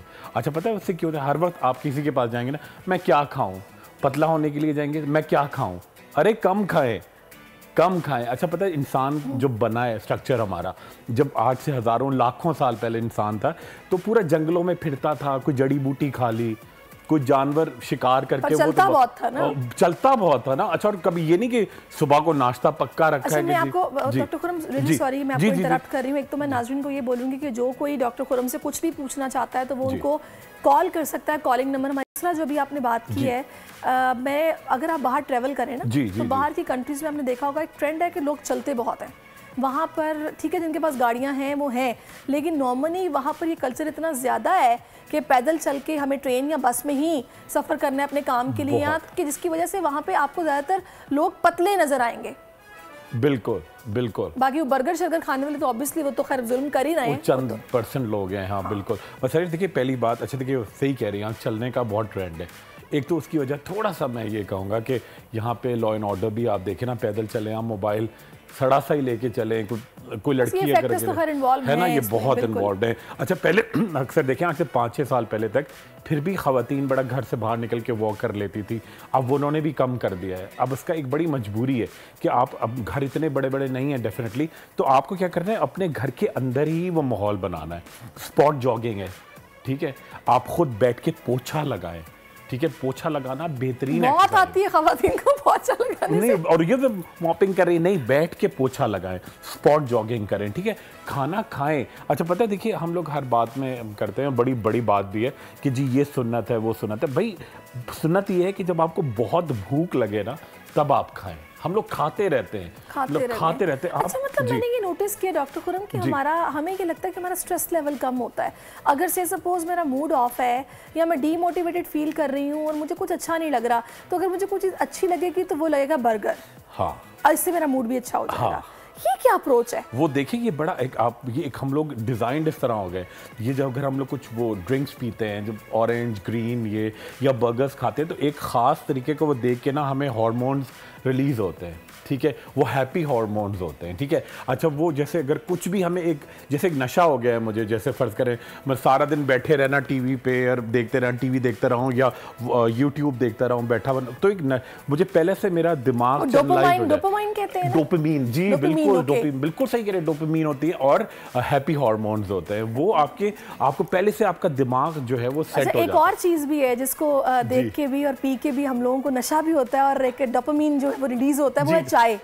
वो कहते हैं ना कि चाय के बगैर हम चलते ही नहीं है। आप कहीं भी चले जाएं, चाय बना लो, क्या चाय पीनी है, चलो भाई चाय बना लो, रात में अगर 2 भी बज रहे हैं चाय बना लो, चाय पीते हैं, टीवी देख रहे हैं चाय बना लो, किसी के घर गए हैं चाय बना लो, किसी के ऑफिस गए हैं चाय बना लो, चाय ले आओ। तो ये चाय जो है ना, अब जहाँ तक मेरा नॉलेज है, मैंने ये सुना था, किसी डॉक्टर को सुना था कि आपको दिन में 1 से 2 कप चाय और उसके साथ आपको 1 कप के साथ 4 ग्लास पानी भी पीने, इतनी ड्राइनेस करती है ये। बिल्कुल करती है, लेकिन आई डोंट थिंक सो कि हम लोग इस चीज़ को फॉलो करते हैं। बिल्कुल फॉलो नहीं करते। देखिए चाय में बहुत थोड़ी नॉर्मल क्वांटिटी है, कोई बुराई नहीं है, बड़ा हेल्दी है, आपके टॉक्सिन्स बॉडी से निकालती है। मैं तो अलर्ट हो जाती हूँ, नींद उड़ जाती है। यास्मीन ने हमें ज्वाइन किया कोयटा से, आई थिंक सो हमारे साथ हैं। अस्सलाम वालेकुम यास्मीन। वालेकुम सलाम। जी यास्मीन, क्या पूछना चाहेंगी आप? जी मैंने बताया, मेरा सवाल था कि मैंने कोई ऐसी चीज डाइट में नहीं लेती जिससे बीपी शूट करे, तो मेरी आंखें भी बहुत ज्यादा रेड रहती हैं और सर में भी दर्द होता है और बीपी शूट कर जाता है। अच्छा, तो मिस यासीन आप पहले इसका इलाज आप कर रही हैं बाकायदा? डॉक्टर आपका मैं डेली इलाज कर रही हूँ। मेरा इलाज हो रहा है। मैं नाश्ते के आधे घंटे के बाद टैबलेट लेती हूँ, वॉक करती हूँ। वॉक मेरी डेली उसमें है, वॉक करती हूँ। नमक कम खाती हैं? नमक कम, चावल बिल्कुल नहीं, आलू नहीं, बड़े का गोश्त नहीं खाती, ऑयल नहीं खाती। नहीं, चावल भी खाएं, बड़े का गोश्त भी खाएं, ऑयल भी खाएं, कम मिकदार में। अच्छा, वॉक करती हैं आप? कम मिकदार में लेती हूँ, कम मिकदार में। और मैं आपको एक बड़ा अच्छा ड्रिंक बता रहा हूँ जिससे आपका बहुत जल्दी ये ब्लड प्रेशर कंट्रोल में आएगा। थोड़ा वॉक करती हैं? जी वॉक करती हूँ जी। अच्छा, और टेंशन की नमाज के बाद मैं डेली 1 घंटा वॉक करती हूँ। Very good. अच्छा, बहुत ज्यादा टेंशन तो नहीं लेती हैं? टेंशन से मुराद ये नहीं है कि मैं जैसे वो बहुत ज्यादा है, वो डॉक्टर साहब बहुत ज्यादा है। आप ओवर थिंकिंग है ना, मतलब सोचती हैं। अच्छा, ओवर थिंकिंग का बेहतरीन इलाज ये है कि आप 5 वक्त की नमाज पढ़ने के साथ साथ ना अपने आप को खुश रखने के लिए कुछ भी आप देखें तो पॉजिटिव देखें, नेगेटिव ना सोचें ना देखें। बिल्कुल बिल्कुल, बस वो हालात ऐसे हो जाते हैं समटाइम्स, मगर उसको मैनेज करेंगे। अच्छा जी, बाकी नमाज तो पाबंदी से पढ़ती हूं माशाल्लाह। तो ये चीज जो बहुत है बच्चों की वजह से कुछ ना कुछ वो आ जाता है ज़हन में, वो नहीं निकलता। अल्लाह पे छोड़ दिया करे। यास्मीन साहिबा, बहुत शुक्रिया, आपने मुझे कॉल की हमें और आपने पूछा। अच्छा, मैं बताऊं, मैंने ऐसे बहुत सारे लोग देखे हैं डॉक्टर कुरम जो डिप्रेशन का शिकार थे और जो मतलब स्ट्रेस बहुत लेते थे, उनको इस चीज से मैंने निकलते देखा है, अल्लाह के करीब होके, बिल्कुल पॉजिटिव सोच के अपने आप को खुश करने के लिए ड्रामा देख लें, कोई अच्छा सा ड्रामा देख लें, अच्छे लोगों से बातें करें जो हमेशा पॉजिटिव बात करें, घर में जगहों दरख्त लगाएं, उसको एंजॉय ग्रीनरी देखें। और मैं कहता हूं मैडम बिल्कुल सही कह रही है, बड़ी मेरे ख्याल है ओवर सेंसिटिव है। अच्छा, ड्रिंक आपने क्या बताया? जी, ड्रिंक मैं बिल्कुल बता रहा हूँ। अच्छा देखिए, सिंपल एक तो आपको क्या करना है, एक बल्कि मैं एहसन भाई से बात भी करूंगा आपके लिए, मैं एक टैबलेट भेजूंगा एच बेरी, ठीक है, वो क्रैनबेरी एक्सट्रैक्ट है, वो डायबिटीज़ को नहीं बढ़ाएगा, वो आपको बड़ा काम डाउन करेगा। ट्वाइस डे सुबह शाम आप खाएंगी, मैं ज़रूर बात करता हूँ। अच्छा, सेकंड आपको क्या करना है, रात को आप जब खाना खा चुकती हैं, जैसे आपने 8 बजे खाना खाया, ठीक है, 8:30 बजे आप एक बिल्कुल छाछ, क्वेटा है, मौसम थोड़ा खुनकी आ गई होगी, ठीक है, तो आप क्या करें जी,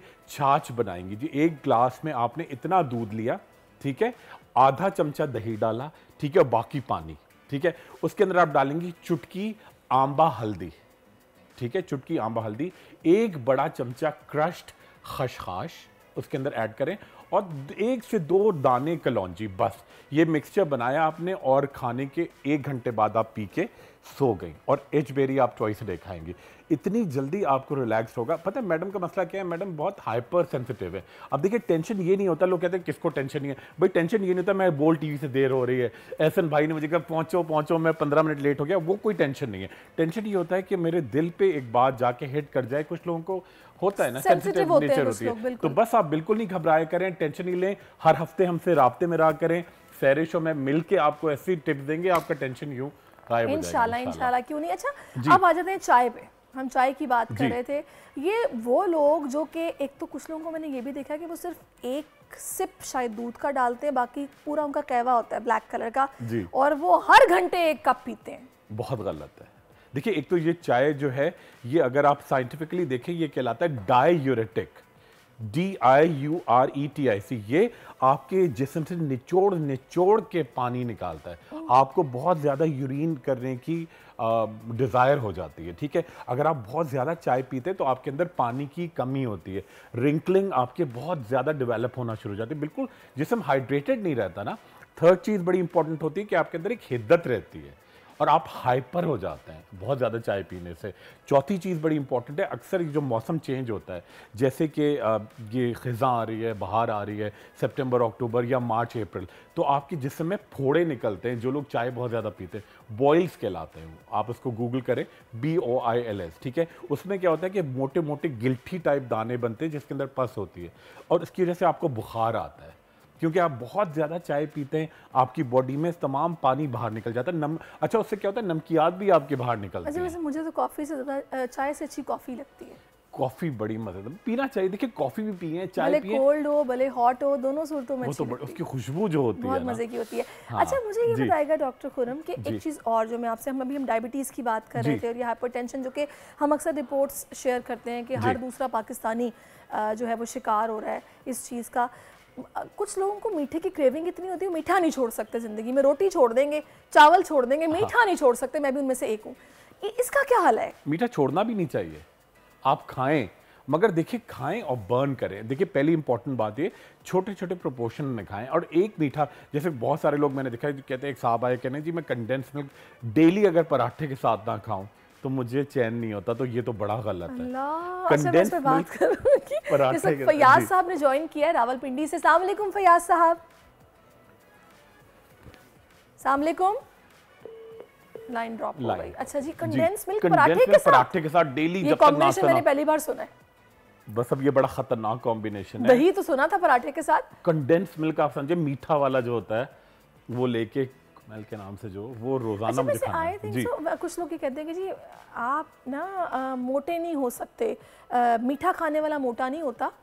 मतलब कहने का मकसद है, कहते हैं ना मीठा ना खाओ शुगर हो जाएगी। ये बिल्कुल गलत है।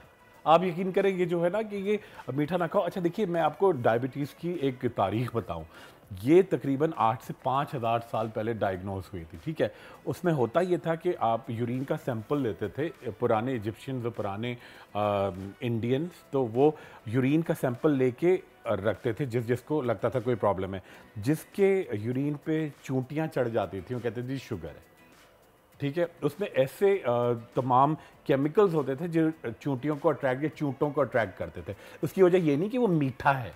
ठीक है, ये मीठा खाने से जहाँ मैं इस नतीजे पे पहुंची हूँ कि ये बैड ईटिंग हैबिट्स या फिर आपके जीन्स में भी अगर हो कि आपके पेरेंट्स में हो तो आपको जल्दी हो सकता है। बिल्कुल, देखिए टाइप 1 और टाइप 2 होती है। टाइप 1 होती है आपको विरासत में मिलती है, और टाइप 2 हम खुद बर्गर्स खा रहे हैं जी, पिज्ज़ा खा रहे हैं, सारा दिन टीवी बैठे हुए, सिगरेट पी रहे हैं, ऊपर से चाय चल रही है, और सारा दिन बैठे बैठे फिर गाड़ी में एसी, 24 घंटे मुझे एसी में रहना है, सांस फूलनी नहीं चाहिए, पसीना आए नहीं मुझे, तो बहुत जल्दी आपको 30, 35, 32 में डायबिटीज़ हो सकती है। बिल्कुल। अच्छा डॉक्टर खुरम, अभी हम कंडेंस मिल्क की बात कर रहे थे पराठे के साथ, तो मैंने ये देखा है, अच्छा मुझे बिल्कुल समझ नहीं आता कि जब हम सबको ये पता है कि ये कैंडीज़, टॉफ़ीज़, ये सब ये जो आजकल डोनट्स ये आ गए हैं, ये सारे अच्छे नहीं है बच्चों के लिए, लेकिन ठीक है मिलते हैं वो और बच्चे खाते हैं और दबा के खाते हैं। वहीं कुछ माएँ भी हैं, अगर बच्चा खाना ना खाए ना, ये चीज़ें तो चली रही होती हैं, साथ में कंडेंस मिल्क के साथ मतलब यहाँ उसके अलावा आप शक्कर ले लें, पराठे खिला रही हैं कि सालन नहीं खाता, इसको भूख लग रही है, मीठा खा लेगा तो इसको शक्कर के साथ पराठा खिला दो। बिल्कुल, ये कितना डेंजरस है। देखिए बिल्कुल, बच्चों को देखिए, बच्चे तो हमेशा से जंक फूड खाते हैं, ठीक है, मगर एक क्वांटिटी में होना चाहिए। सेकंड, माँ को पता है बच्चों के पीछे पड़ जाती है, वो खा रहे हैं नॉर्मल, नहीं नहीं ये तो मोटा नहीं हो रहा, मोटा होना तो कोई हेल्दी नहीं है, वो खाएगा उसको जो भूख लगेगी। सेकंड, क्या करती है माओ को, एक यकीन करें मेरे पास अब तो इतना हैरत होती है मुझे, 7, 8, 9 साल के बच्चे आते हैं, अम्मा कहती हैं कि जी एक उसको एप्लीकेशन बना दें कि जी इसको ना पीटी के पीरियड में वो बाहर ना भेजें, धूप लगती है, वो कमरे के अंदर लड़कियां तो लड़कियां, लड़के बैठे रहे। मैंने कहा क्या कर रही है, बच्चा जब धूप में जाएगा तो उसकी हड्डियां मजबूत होंगी। इस वक्त कोयटा से अस्मा ने ज्वाइन किया। अस्सलाम वालेकुम अस्मा। अस्सलाम वालेकुम जी अस्मा, क्या पूछना चाहेंगी आप? मैंने पिछले हफ्ते भी डॉक्टर जी बाल गिर रहे हैं और बढ़ नहीं रहे, खुश्की है उसमें ज्यादा, डैंड्रफ है, बाल गिर रहे हैं, बढ़ नहीं रहे। अच्छा अच्छा जी जी, मुझे समझ में नहीं आया, मैं ज्यादा पढ़ी लिखी नहीं हूँ। सही, चलिए आप फोन कॉल रखिए, अभी आपको डॉक्टर साहब इसका हल बता रहे हैं। बिल्कुल, मिस अस्मा बता रही हैं उनको बहुत ज़्यादा डैंड्रफ है, ठीक है। अच्छा ये कहलाता है, मिस अस्मा आप गूगल करेंगी, ये कहलाता है सेबरिक पढ़ी लिखी नहीं है वो कह रही हैं।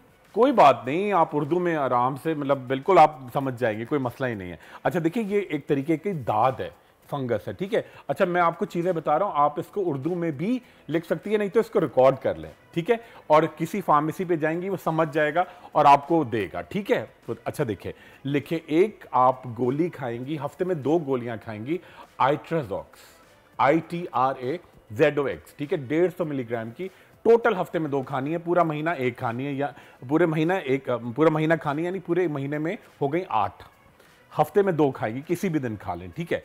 अच्छा अब आपको सर में क्या लगाना है, आपको सर में लगाना है क्लोबिडर्म लोशन, ठीक है, क्लोबिडर्म लोशन, उसके अंदर आप ऐड करेंगे थोड़ा सा अर्के गुलाब और थोड़ा सा तिल का तेल, ठीक है, ये आपने मिक्स किया इतना, और रोजाना जड़ों में लगा के आप बाहर जा रही हैं, आप शादी में जा रही हैं, पता भी नहीं चलेगा। बाल आप धोएंगी हफ्ते में 3 दिन, ठीक है। अच्छा, बाल धोएंगी आप सेलेनियम सल्फाइड 2.5% शैम्पू से, ठीक है, और 2 टाइम कैप्सूल आप खाएंगी मल्टी बायोंटा, ठीक है। ये लगातार कीजिएगा और अपने बालों को आप, ये जो मैंने क्लोबिडम वाला बताया, आइट्राजॉक्स, ठीक है। अच्छा, अगर खारिश होती है तो 1 टैबलेट आप कैस्टिन रात में खाएंगे।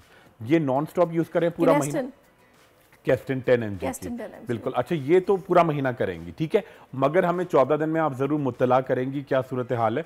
और क्योंकि क्वेटा में बहुत खुश्की शदीद रहती है और अभी और शुरू हो गई, तो आपको ये बहुत, तो ये सेबरिक डर्मेटाइटिस है और उर्दू में रिकॉर्ड कर लें, लिख लें। और अगर अमीर, और दूसरा इसका ये भी हल है कि अगर आप अभी फौरन ज़ाहिरा नहीं लिख पाई हैं, किसी से लिखवा पाई, तो आप यूट्यूब पर जाकर शो देख सकती हैं, जाकर फार्मेसी में जाके दिखा सकती हैं, पॉज कर दीजिएगा, जहाँ पे डॉक्टर खुरम बोलना शुरू करें वहाँ से प्ले करके सुन के आपको मेडिसिन दे देंगे।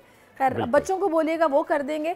तो खैर ये डेंड्रफ तो खैर आगे सर्दी आ रही है, ये सभी का प्रॉब्लम बिल्कुल बिल्कुल। और सरिश पे जो चीज़ें बिल्कुल इसको मैंने बताई, पूरे पाकिस्तान में कराची से लेके कश्मीर तक हर जगह ये अवेलेबल है, कोई साइड इफेक्ट्स नहीं है, बड़ी माइल्ड चीज़ें मैं आपको दे रहा हूँ। ये आप नॉन स्टॉप यूज़ करेंगे तो आपको फ़ायदा देगा। और ना डैंड्रफ में क्या होता है कि लोग, पता है, इतनी खारिश होती है, पपड़ियाँ जम जाती हैं और फिर लोग खुजाते हैं। ज़्यादा एम्बैरेसिंग ये लगता है कि आप किसी महफिल में बैठे हुए और आपको ना खुजली हो रही है, और अब किसी को क्या पता कि इनके सर में जुएं नहीं है, इनको डैंड्रफ की वजह से खुश्की हो रही है। बेचारे लोग, और ब्लैक कपड़े पहने होते हैं ना, तो उस पर डैंड्रफ गिरती है, तो आप अनहाइजीनिक सा भी बड़ा लगता है। बाजू का तो आपके सर में जख्म हो जाते हैं खुजाने से, बिल्कुल खून आ जाता है लिटरली। उसके बाद आपको इन्फेक्शन होता है, उसके बाद जुएं पड़ती हैं, क्योंकि जब वो डेवलप होता है ना उसमें आपके पास। चले भाई, कराची वाले तो अभी भी गर्मी बर्दाश्त कर रहे हैं। अक्सर मेरे कपड़े देख के लोग सोच रहे होते होंगे कि हमने तो स्वेटर निकालनी है, ये लड़की अभी भी, तो सबको बता दूं कराची का मौसम अभी गर्म है। तो सोशल मीडिया पर जनाब दुरुस्त इस्तेमाल जिसका है ना, वो बड़ी अच्छी बात है, लेकिन इसका गलत इस्तेमाल यकीनन बेईमानी है और आपके अपने लिए भी ख़तरनाक हो सकता है। हमारे माशरे में सोशल मीडिया को क़यास आराई और बिला वजह की हाइप क्रिएट करने के लिए इस्तेमाल किया जाता है। जो मैंने मौसम की बात की है, कुछ हाइप क्रिएट हुई है मौसम को लेके, तभी मैंने पहले मौसम बता दिया। अब जो हाइप क्रिएट हुई है वो बताती हूँ। खबर ये है जनाब कि कराची में कोई तूफ़ान नहीं आ रहा और कराची को कोई ख़तरा नहीं है। किसी भी झूठी खबर पर कान धरने की आपको ज़रूरत नहीं है, क्योंकि बहरा अरब के जनूब मगरिब में बनने वाला डिप्रेशन है, वो समंदरी तूफ़ान जो कि तब्दील हुआ था मगर यमन के करीब जाकर तेज़ बारिश का सबब बना और अब तमाम ताकत वो अपनी खो चुका है। तो इस साइक्लोन से पाकिस्तानी समंदरी हदूद को कोई ख़तरा नहीं था, तो लिहाजा ये कान मत धरा करें। ये जो फेक न्यूज़ चल पड़ी है ना, ये एक बड़ा अजीब सा मसला है कि लोग जनाब शोर मचा दिया कि जी तेज़ आ रहा है, तेज़ आ रहा है। तेज़ जनाब नहीं आ रहा और उसकी ताकत भी ख़त्म हो चुकी है। सरदार सरफराज साहब इस वक्त चीफ मेट्रोलॉजिस्ट हमें ज्वाइन कर चुके हैं, उनसे बात करते हैं। अस्सलाम वालेकुम सरदार सरफराज साहब। अच्छा, मैं सरदार सरफराज साहब से बिल्कुल इसलिए बात कर रही हूँ, नाज़रीन को बता दूँ, उनसे रब्ता फिर से हम कर रहे हैं कि ये जो फेक न्यूज़ है मुकम्मल तौर पर इसका तासुर जो है ना वो ख़त्म हो जाए, ज़ाइल हो जाए कि ऐसी कोई बात नहीं है कि तेज़ आ रहा है या पेज आ रहा है, कुछ नहीं आ रहा। जो आ रहा था वो यमन की तरफ गया और उसका असर भी ख़त्म हो गया, वहाँ बहुत बारिश हुई है। तो ये अल्लाह का करम है हम पे कि अल्लाह ने हमें बचाया हुआ है किसी भी ऐसी जहमत से। अस्सलाम वालेकुम सरदार सरफराज साहब। अच्छा, कॉल उनसे फिर रब्ता डिस्कनेक्ट हो गया। अच्छा डॉक्टर खुरम, आप इस हवाले से क्या राय रखते हैं? क्या ये मसला है कि लोग झूठी खबरें फैलानी शुरू कर देते हैं कि व्यूज़ मिलने चाहिए? बस काम नहीं है ना, हम लोग काम नहीं करना चाहते। आप देखें, किसी को मैंने देखा है, कभी आप किसी डिपार्टमेंट में जाएं, कोई, मैं अपने क्लिनिक में भी देखता हूँ, लोग काम नहीं करते। अब मैं आपको एक बात बताऊँ कि मिसाल, एक लड़की को मैंने ट्रीटमेंट दिया जुलाई का महीने में, ठीक है, और मेरे ख्याल 10-12 जुलाई था, और मैंने उसको कहा कि आप ठीक है, ये बिल्कुल ठीक होना शुरू हो जाएगा, आप मुझे 10 डेज़ में ज़रूर दिखाएं कि क्या हुआ। अच्छा, वो अम्मी के साथ कल आई, ठीक है। अच्छा, ये तो अभी बड़ी गड़बड़ हो रही है, ये देखें पिंपल्स भी हैं, पिगमेंटेशन। तो मैंने कहा आपको आना कब था? आपको 17, 18, 19 जुलाई को आना था, और अभी क्या है 24 अक्टूबर है, ठीक है। नहीं, वो तो ठीक हो गया था, और फिर इसके बाद मैं मसरूफ़ बहुत रहती हूँ ना, सुबह को मैं यूनिवर्सिटी जाती हूँ, ये करती हूँ। तो मैंने कहा जब आप एक किसी चीज़ को टाइम ही नहीं देंगी, मसरूफ़ आप इतना रहती हैं, फिर आपको फ़िक्र भी इतनी है, ठीक है। हम लोग डाइवर्जन बहुत है। जैसे अगर मैंने गलती की है ना, इल्ज़ाम आप पे होगा, सैरिश ने शो अच्छा नहीं किया इसलिए मैं बोल नहीं पाया, ठीक है, समझ रहे हैं कि मैं बोल नहीं पाऊंगा तो वो आपकी गलती होगी। तो वजह ये कि हम लोग दूसरे पे कसूर डालना, फारिग टाइम बहुत है, लेटे हुए हैं, गूगल गूगल ने तो जो तबाही इंफॉर्मेटिव चीजें नहीं देखेंगे, नहीं घटिया सी शॉर्ट्स देखेंगे हम कि जिनमें कोई ढंग की बात नहीं है, कोई इन्फॉर्मेशन नहीं है, और बस वो पेरेंट्स देखते हैं तो बच्चे भी लग जाते हैं। ये बड़ी एक अजीब सी, बल्कि खैर ये वही बात है ना कि भाई छुरी है, इससे किसी का कत्ल भी हो सकता है और इससे खरबूजा फल सब्जी सब कुछ कट सकता है। बड़ी सही चीज है, बस मगर डायरेक्शन उसकी सही होनी चाहिए ना, ये सही होनी चाहिए। मैं तो कसम से यकीन माने डॉक्टर खुरम हैरान होती हूँ कि वो कौन से पेरेंट्स थे या वो कौन सा दौर था कि जब बच्चों को किताबों से लगन हुआ करती थी। हम बाकायदा कहानियां खरीद के लाया करते थे पढ़ने के लिए, छोटी छोटी किताबें, और इतना इंटरेस्ट बच्चों को उसमें से एक ख्वाब में भी वही आपको नजर आ रहे होते हैं कैरेक्टर्स उन किताबों के। बच्चों की बड़ी इनोवेशन होती है, बड़ा दिमाग की आपकी डेवलपमेंट होती है। इन चीज़ों से बच्चे आप देखें बिल्कुल डम्बोज हो गए, ठीक है, और वो बैठे रहते हैं। मैंने माओ को भी देखा है वो। अच्छा, हमारे यहाँ एक बड़ा पता नहीं क्यों, सरिश आप शायद अग्री करें, मैं बिल्कुल टोटली, लोगों में बड़ा कॉम्प्लेक्सेस आ गए हैं। बर्गर खाएंगे या पैसे ज़्यादा खर्च करेंगे तो हाई क्लास लगेंगे। ये क्या होता है भाई? अगर आप अच्छी तरह रहेंगे, आप हम्बल होंगे, आप मेहनत करेंगे, आप सादा रहेंगे, आप ज्यादा हाई क्लास लगेंगे। सही कह रहे हैं आप। ये एक लोगों में जी बच्चा गूगल पे रहता है, जी बच्चा बर्गर के अलावा ये कुछ पेरेंटिंग की जरूरत है एक्चुअली ना, पेरेंटिंग का रिवाज नहीं है हमारे यहाँ पे ना। वो अगर होगा तो ये भी पता होगा, अब माओं का ये अप्रोच नहीं होगा कि मैं किसी काम में मसरूफ हूँ, अच्छा मोबाइल पे लगा रहे, मैं तो अपना काम कर लूँ जल्दी से, जान छूटी हुई है। खैर ये चीजें जो है इन पे तो हर हम हाईलाइट भी करते रहते हैं, आगाही देते रहते हैं, समझाते रहते हैं। बिल्कुल। चाय का इस्तेमाल कितना होना चाहिए दिन में? देखिए 2 से 3 कप अगर आप नॉर्मल पीते हैं, वेरी गुड, पीना चाहिए, ठीक है। मगर बहुत ज्यादा हम क्या करते हैं जी, शक्कर डाल के जी, उसके अंदर हम लोग बहुत दूध और मलाइयाँ ऊपर से डाल के, वो गलत है। आप मलाई मार के तो मजा आता है। एक टाइम पिए, मलाई मार के पिए। देखिए सरिश, मैं तो बिल्कुल खिलाफ नहीं हूँ, देसी घी, मलाई, पराठा, रोटी, चावल, आलू सारे हों, ठीक है, मगर जिस दिन आपने ओवरईटिंग कर ली उस दिन दूसरे सेकंड में कवर कर। सही कह रहे हैं आप। अच्छा, इस वक्त में शमीला ने कराची से ज्वाइन किया। अस्सलाम वालेकुम शमीला। इससे पहले भी उन्होंने हमें कॉल की थी। मैंने, अल्लाह का शुक्र, मैंने ठीक पहचाना, आपने हमें पहले भी कॉल की थी। जी पहले, सबसे पहले तो मैं ये बोलूंगी, उनके आने से जो आ जाती है चेहरे पे रौनक, वो समझते हैं कि बीमार का हाल अच्छा है। हाय क्या बात है आपकी, बहुत शुक्रिया आपका, मोहब्बत है आपकी, बहुत प्यारी लग रही हैं। और मैं डॉक्टर खुरम से ये बोलूंगी कि चाय के बगैर तो ये समझे कि हम लोगों का गुजारा ही नहीं। कराची वाले नहीं चलते चाय के बगैर, मुझे पता है। आप कितने कप चाय पीती हैं? करें आप पूरा दिन मुझे खाना नहीं दें, मगर चाय मुझे लाजमी चाहिए। और एक आपको और मजे की बात बताऊं जी, हम लोगों ने एक तोता पाला हुआ कॉकटेल। अच्छा। उसको पता है कि सुबह ठीक 7:30 बजे चाय का टाइम है, उसको लाजमी चाय चाहिए। तोते को भी चाय चाहिए। मैं आपको मिस शमीला, आपके 3 सवाल। बिल्कुल, चाय के बगैर तो जिंदगी नहीं है, ठीक है। और यकीन करें, हम लोग तोते को चाय नहीं देते, तोता इतना शोर करता है, सादी चाय नहीं पीता, चाय के अंदर उसको डबरोटी चाहिए बाकायदा। तो देखिए, अब मैं पता थोड़े हम नाशुक्रे भी हैं। आप कह रही ना खाना मत दो, चाय दे दो। खाना नहीं मिलेगा ना हम लोगों को 2 दिन, तो चाय का लग पता जाएगा। तो खाना पहले होना चाहिए, फिर चाय। नहीं, यकीन करें, थकन जब होती है, जब घर का काम करके हम लोग जब फारिग होते हैं ना, सब बस सिर्फ ये होता है कि यार सर में दर्द हो रहा है जी। और मेरे साथ तो यकीन करें कि ये मैं रात को जब सो रही होती हूँ ना, इत्तेफाक से मुझे कोई उठा के पूछे शमीला चाय पीएंगे, मैं कहती हूँ यार दे दो चाय, कितने दोबारा सो जाती हूँ। कितने कप पीती हैं आप दिन में? यकीन करें, अगर मुझे कोई 10 कप भी बना के देना, मैं कहूँगी कम है।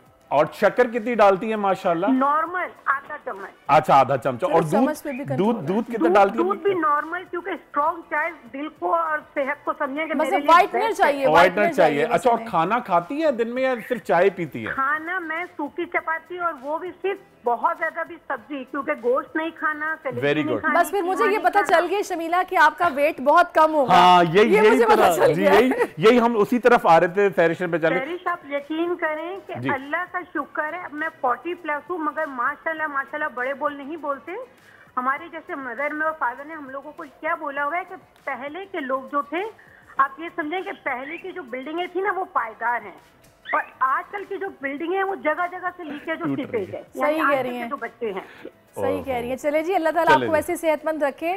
और बहुत शुक्रिया, आपने हमें कॉल किया। अच्छा डॉक्टर खुरम, ये बड़ी गलत कॉल आ गई सर, सारी मेहनत पे हमारे ना 10 पी जाऊंगी, है ना। अच्छा, मैं मेरे ज़हन में एक चीज और आई है, खाने की बात हुई है ना, ये मुझे बताइएगा, डॉक्टर ज्यादा बेहतर बता सकते हैं कि खाने के बाद जो हम चाय फौरी पीते हैं, ये अच्छा है या फिर ऐसे नहीं होना चाहिए? देखिए, नहीं, उसमें कोई हर्ज नहीं है, मगर फौरन नहीं, खाने की थोड़ी देर के बाद आप सारा कैल्शियम एब्जॉर्ब कर लेती है खाने का, चाय फौरी नहीं पीते। बिल्कुल सही कह रही है, मैं बिल्कुल नहीं, देखिए वो कैल्शियम एब्जॉर्ब नहीं करेगी, मगर उसमें जो इम्प्योरिटीज होती है ना कि आपने शक्कर डाल रहे हैं ये सब, अगर आप गुड़ वाली चाय थोड़ी सी पिए तो हाजमा अच्छा करेगा, एक छोटा कप, ठीक है।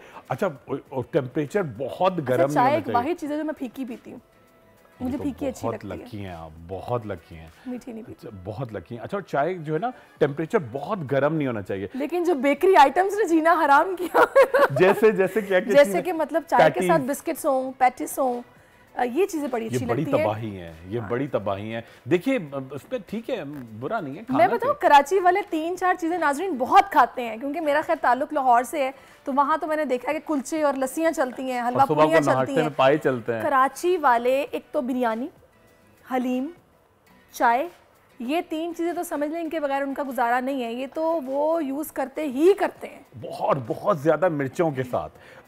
देखिए मेरे अपनी ज़ाती राय में बिरयानी आप ज़रूर खाया करें, मगर 90% अपने खाने में अगर आप चौथी चीज़ समोसे इतने लाहौर में नहीं बिकते होंगे जितने कराची में बिकते हैं। पता पुलाव बड़ा हेल्दी है, पुलाव पता नहीं लोग क्यों नहीं खाते। एक लोगों का पुलाव आप 90% खाएं, 10% आप बिरयानी भी खाएं। बिरयानी वो मसाले वाली, वो तो पूरा। अच्छा वैसे खैर मुझे ऐसा लगता है कि पुलाव आपको ज़्यादा ओबीज की तरफ लेके जाता है, क्योंकि वो चावल उसी में दम होते हैं। जो बिरयानी होती है उसमें आप चावल बॉयल करके भी डालते हो तो शायद वो इतना मोटा नहीं मगर एनर्जी देता है ना पुलाव आपको।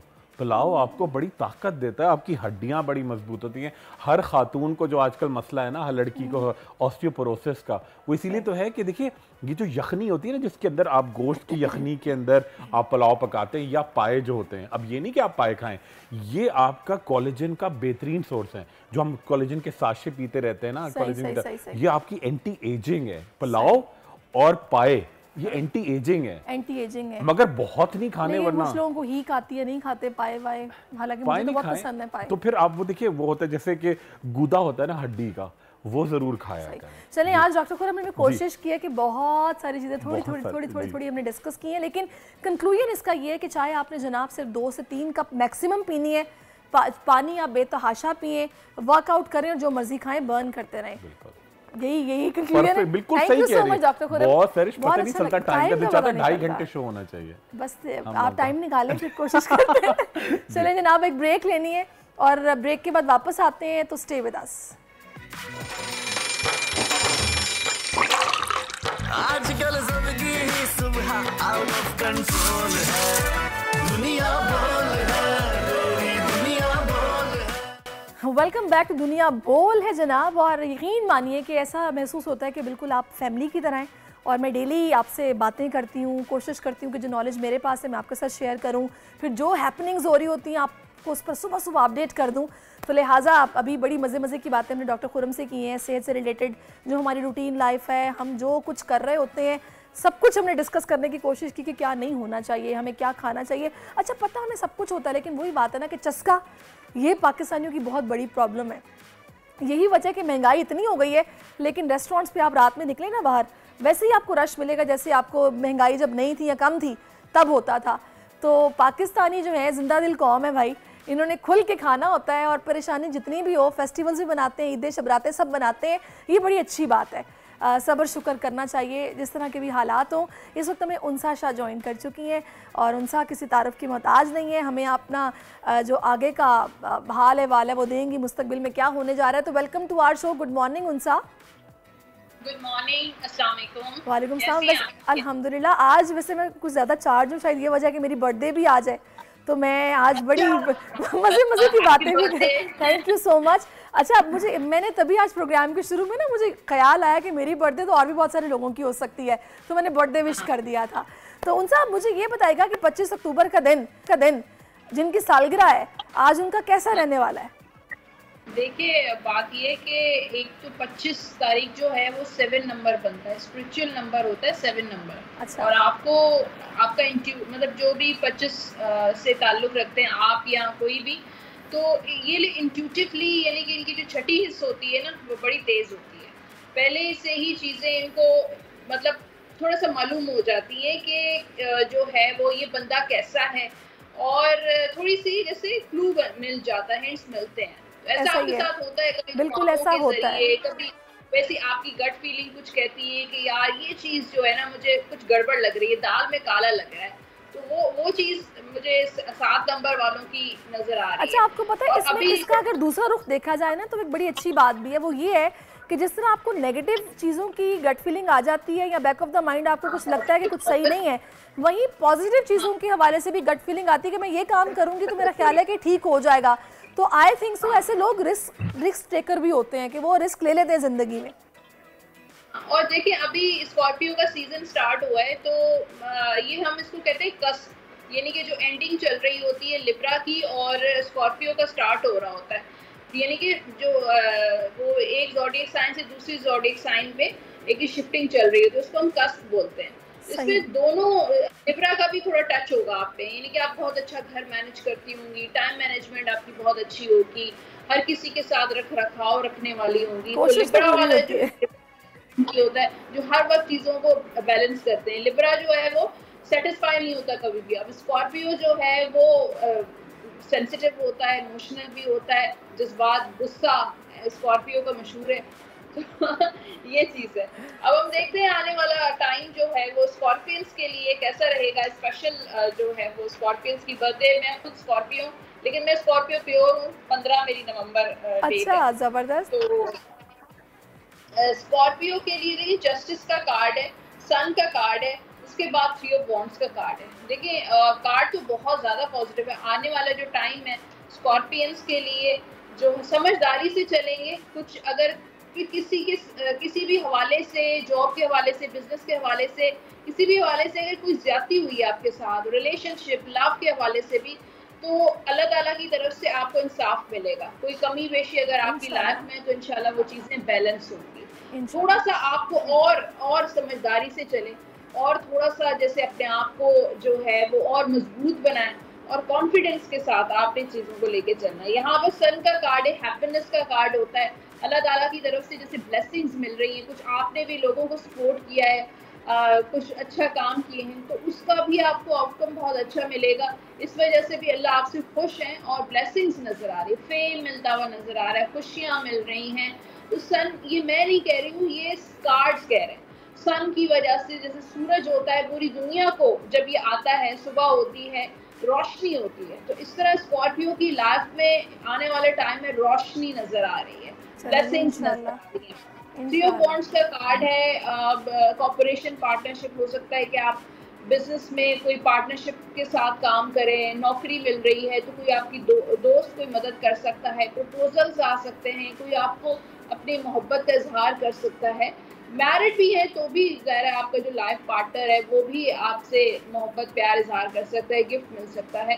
तो इस तरह की सिचुएशन नज़र आ रही है। अगर हम ट्रैवल को देखें तो फॉरेन ट्रैवल का कार्ड आ गया, 8 ऑफ वॉन्ड्स का कार्ड है, तो सफ़र भी स्कॉर्पियंस के हैं, ट्रैवलिंग नज़र आ रही है, लोगों के साथ इंटरेक्शन, कम्युनिकेशन, और कोई काम करना चाहते हैं, अब्रॉड जाना चाहते हैं हायर स्टडीज़ के लिए या बिजनेस के लिए, तो इस वक्त बहुत अच्छा टाइम है स्कॉर्पियो के लिए, बाहर जा सकते हैं।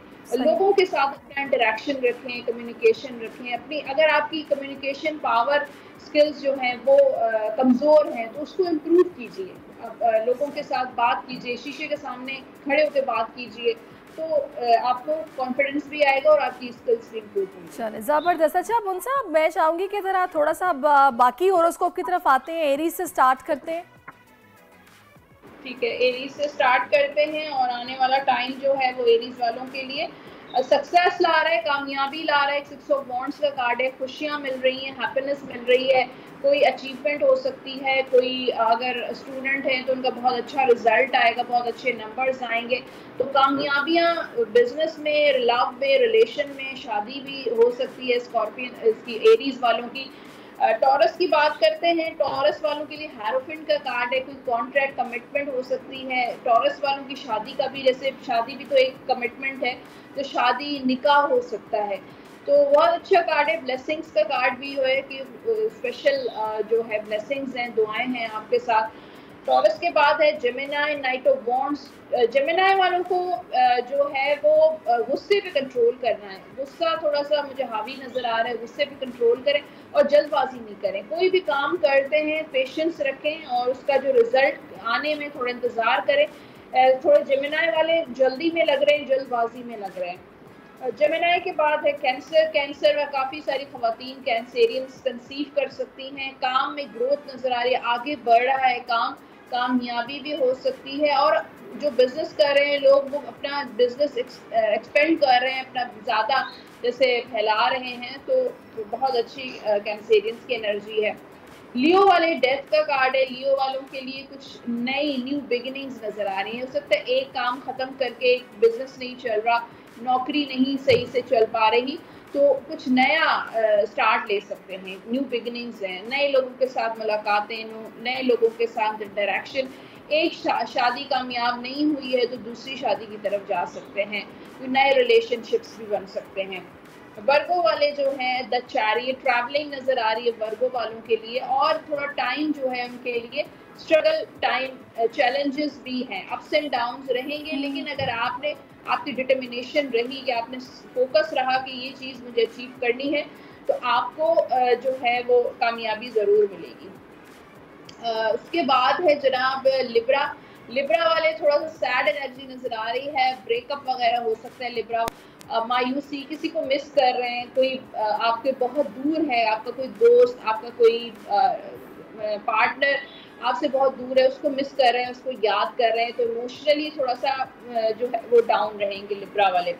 स्कॉर्पियो, अगेन स्कॉर्पियो की बात हो गई है, अब हम सेजिटेरियस की बात करते हैं। सेजिटेरियस वालों के थोड़ा सा डिलेज हो सकते हैं, कामों में रुकावटें आ सकती हैं वक्ती तौर पर। ऑब्वियसली ये वक्ती एनर्जी है, टेम्परेरी एनर्जी है, तो वक्ती तौर पर चीज़ें डिले हो सकती हैं, शादी डिले हो सकती है, बिजनेस में थोड़ी रुकावटें, पेमेंट्स डिले हो सकती हैं। कैप्रिकॉर्न वालों के पास पैसा आ रहा है, कुछ नया काम शुरू करें, कोई नई जॉब हो सकती है, प्रमोशन हो सकती है, बोनस मिल सकता है, तो पैसा आ रहा है, कहीं इन्वेस्टमेंट की है, कोई प्रॉपर्टी ली है, तो उसमें भी जो है प्रॉफिट होगा आपको। कैप्रिकॉर्न की बात करते हैं, कैप्रिकॉर्न की बात हो गई आपकी। एक्वेरियस वालों की शादी के चांसेस हैं, वर्ल्ड का कार्ड है। और ट्रैवलिंग बहुत अच्छी रहेगी इस वक्त, अगर एक्वेरियस ट्रैवल करता है तो बहुत अच्छा है। बाहर जाना चाहते हैं, इमिग्रेशन विजिट वीज़ा अप्लाई किया है, तो वो भी बहुत उनके लिए अच्छा टाइम है। शादी के लिए, लव के लिए बहुत अच्छा है। अगर ब्रेकअप हो चुका है तो रीयूनियन हो सकती है एक्वेरियस वालों की, तो बहुत एक हैप्पीनेस वाली एनर्जी नज़र आ रही है। लास्ट जो है पाइसिस, 7 ऑफ पेंटिकल्स, इस वक्त पाइसिस वाले कहीं पैसा नहीं लगाएं, किसी को पैसे नहीं दें। अगर लोन लेना चाहते हैं तो इस वक्त कर्ज लेने की ज़रूरत नहीं है, अदरवाइज लॉन्ग टर्म आपको बहुत नुकसान हो सकता है, आपके पैसे कहीं फंस सकते हैं। पैसे अगर किसी को दे दिए तो वो वापस नहीं मिलेंगे, तो कोशिश करें कि कोई भी फाइनेंशियल मनी से रिलेटेड जो भी मामलात हैं वो नहीं करें, जो इस वक्त बेहतर है। और अगर कोई रिश्ता, कोई प्रपोजल आता है तो सोच समझ के कीजिएगा, क्योंकि इस वक्त जो एनर्जी पाइसेस वालों की है, कोई आपको चीट कर सकता है, धोखा दे सकता है। सही। अच्छा उनसे मुझे एक बात बताइएगा कि ये कार्ड्स, ठीक है, हम डेली बेसिस पर देखते हैं कि क्या आगे होने वाला है, ये सिचुएशन इसकी डेली बेसिस पर चेंज होती है या फिर इसका क्या ये मैकेनिज्म क्या है? देखिए, अगर आप बात करते हैं, आप सवाल, अगर आप आज के दिन का सवाल करेंगे कि आज का जो दिन है वो कैसा रहेगा, तो आपको जवाब आज के दिन का मिलेगा। अगर आप वीक का पूछेंगे, हफ्ते का, तो हफ्ते का जवाब मिलेगा। अगर मंथ का पूछेंगे तो मंथ का जवाब देगा। तो डिपेंड करता है कि आपका सवाल क्या है। सही। चले जी, आई थिंक एनर्जीज भी होती हैं, ये एनर्जीज भी होती हैं। एनर्जीज चेंज इसलिए होती हैं आपकी कोशिश से, आपके एफर्ट से, दुआओं से, कहते हैं ना, दुआओं से तकदीरें भी बदल जाती हैं। बिल्कुल, बेशक। चलें, thank you so much Unsa for your time. आपने सुबह सुबह हमें टाइम दिया और बड़ी पॉजिटिव बातें आपने स्पेशली मेरे स्टार के हवाले से तो बताई हैं। तो खैर आज का दिन अच्छा गुजरेगा, मूड वैसे ही अच्छा है, तो बहुत शुक्रिया। चूँकि इजाज़त का भी वक्त हो रहा है, तो जाते जाते मैं बस एक छोटी सी बात कहूँगी। वो बात ये है कि आप अपने आप को देखें, कोई दूसरा अपनी ज़िंदगी में कितना कामयाब है या उसके पास क्या है जो आपके पास नहीं है, ये सब चीज़ें छोड़ दें। जो आपके पास है उस पर सब्र शुक्र करें और जुस्तजू रखें अपने अंदर कि आपने एक टारगेट अपने जहन में आप सेट करें कि आपने उसको अचीव करना है, और अल्लाह से बस मदद मांगें, वो सब कुछ हो जाएगा जो आप चाहते हैं। इसी अच्छी बात के साथ मैं आपसे इजाज़त लूँगी। अपना बहुत ख्याल रखें, मुझे दुआओं में याद रखें। अल्लाह हाफ़िज़। आजकल ज़िंदगी ही सुबह आउट ऑफ कंट्रोल है, दुनिया बोल है, तेरी दुनिया बोल है। सब्सक्राइब करें और बेल दबाएं ताकि कोई खबर रह न जाए।